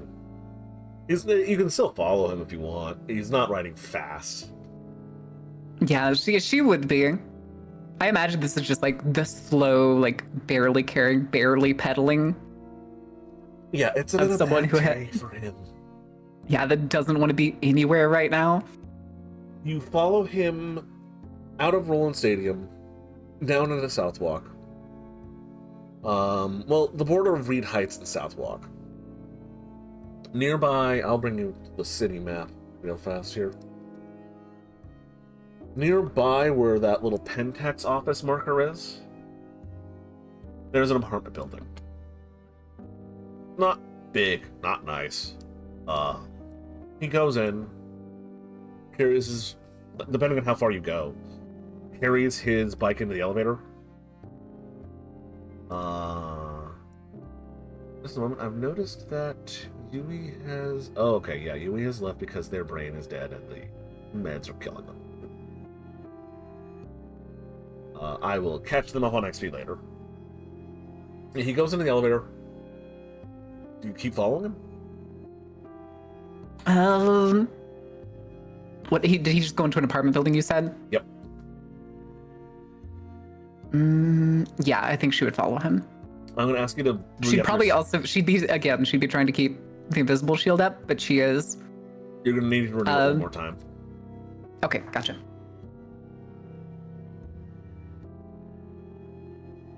3 successes again. 7, 8, 9 instead of 8, 9, 10 this time. Sick. Yeah, he gets in the elevator, leans against the wall, leans the bike up against the wall, hits a button, starts moving. I assume you follow him in. Yeah, if she can. Any door he's like sliding through, she's gonna try to like squeeze in as quietly and unfelt as possible. I'll tell you now, unless you physically touch him, he's not going to notice. Yeah. gets off on, like, the 6th floor, let's say, wheels his bike over, opens a door to his apartment, lets it swing shut behind him, doesn't care that it slams. And inside is a small single bed studio. The walls are covered in notes. Like the Always Sunny in Philadelphia Pepe Sylvia meme. Gotcha. That amount of notes. Strings actually connecting things. A heap of uncleaned laundry in one corner, and a desk covered in books, research materials, and various scientific instruments that you can't place or fully recognize. There is so much stuff there. And a bed with a plain bed frame with sheets that don't look like they've been washed in a couple of days. He sets the bike up against the wall, walks over to the bed, and falls into it. Still wet. Folds into the bed. And it looks like he's already out. She was basically actually making sure that he goes home and goes to sleep, but now she's curious about what's on the wall. Is it like I'm assuming it, because you brought up the like Pepe Sylvia version, that it kind of looks like sort of like Madman scrawlings. If I look at it, do I recognize there's any like sort of physics or science? You can get... okay, so at first glance, and a large amount of this is like physics and science and mathematics and like theory, but give me a perception or intelligence plus at... Fuck, what is this? Search? No, alertness, fuck it. Perception alertness. Alert, I can do investigation. Investigation, there we go, that's good. That's a good. Okay. I'm guessing tactical doesn't apply here for perception. Not tactical. Figured, okay. Difficulty 6? 5. Okay, gotcha. 3 successes. So at first glance, and your first bit of investigation, it does seem like a large amount of this is very, very advanced math, calculations, and theory about the nature and basal understanding of the universe. It is abundantly clear to you that Felix is a very, very intelligent young man. There is jargon and text and things written on these walls, connected by strings to what you could assume is connect concepts and theory and mathematical proofs to each other that you cannot make heads or tails of. Not because they are weird, but because your brain just can't wrap itself around that much math. But as you look closer, as you peel back the layers, as you look at some of the notes and the scrawlings on these papers that looks like they were scratched out or written over, the things start going from the I can't contain this math and theory and this proof in my head, and I need a visual representation for me to process it, and more into the realm of conspiracy theorist and someone having a nervous breakdown. One word continually pops up until you notice part of this has been practically painted over with Sharpie in a stabbed, rough, hatched way, the word string. It's all string. When you get down to it, it's not just the theory, it's all string. Everything is thread. The universe is patchwork. It's all string.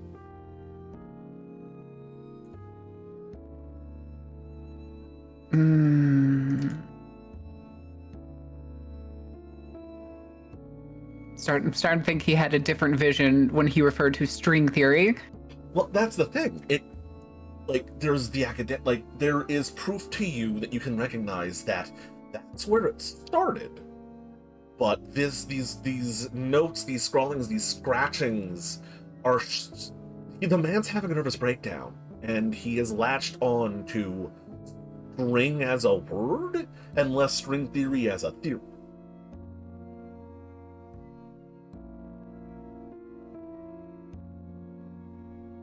Also, she's gonna pull out her phone and take pictures. Yeah. Also, as a note, there is a distressing amount of energy drinks in here, including a very large amount of Awake EX. I'm still carrying the case of 5. Yeah, because I think you said it was a 6-pack and he had at least one. Amount of empty cans of it, as well as Red Bull and Gamer Subs and any other sort of energy drink you could think of. Let's go, Gamer Subs. But it's Code Carnival. No, it's Dark Carnival. Code Dark Carnival for 10% off. But if I open his fridge, what's in his fridge? A half-eaten cheeseburger, 3 cans of Awake EX, a Red Bull, and a pile of threads and what looks like a halfway made quilt. In the fridge. Yes. What does the quilt look like? It looks like he's ripped off parts of his clothing, like shirts, pants, and stitched them together.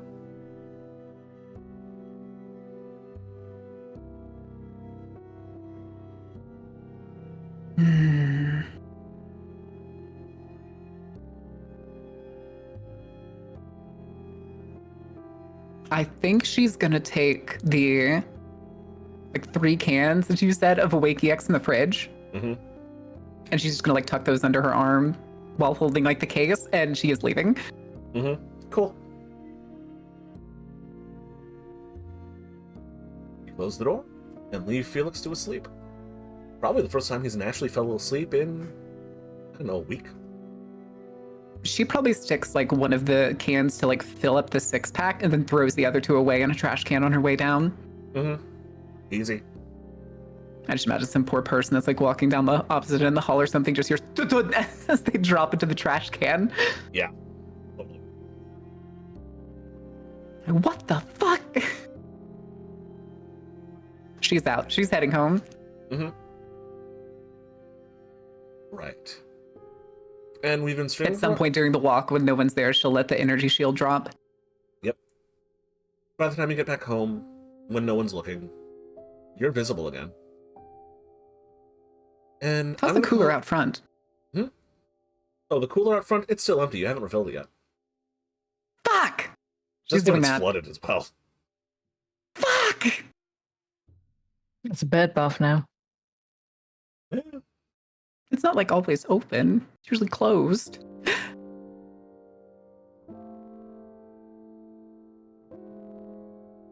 Yeah. But yeah, that's it. Cool. Since if she hadn't refilled it, she would refill that. That'd be another thing that she would do. She's not putting Awake EX in it. Easy errand to take care of now that you're actually taking some time to do mundane shit. Easy errand to take care of. With that though, we have been streaming for 3 hours and we're down a Yuikami. So I'm gonna call the session here. You know she's gonna slap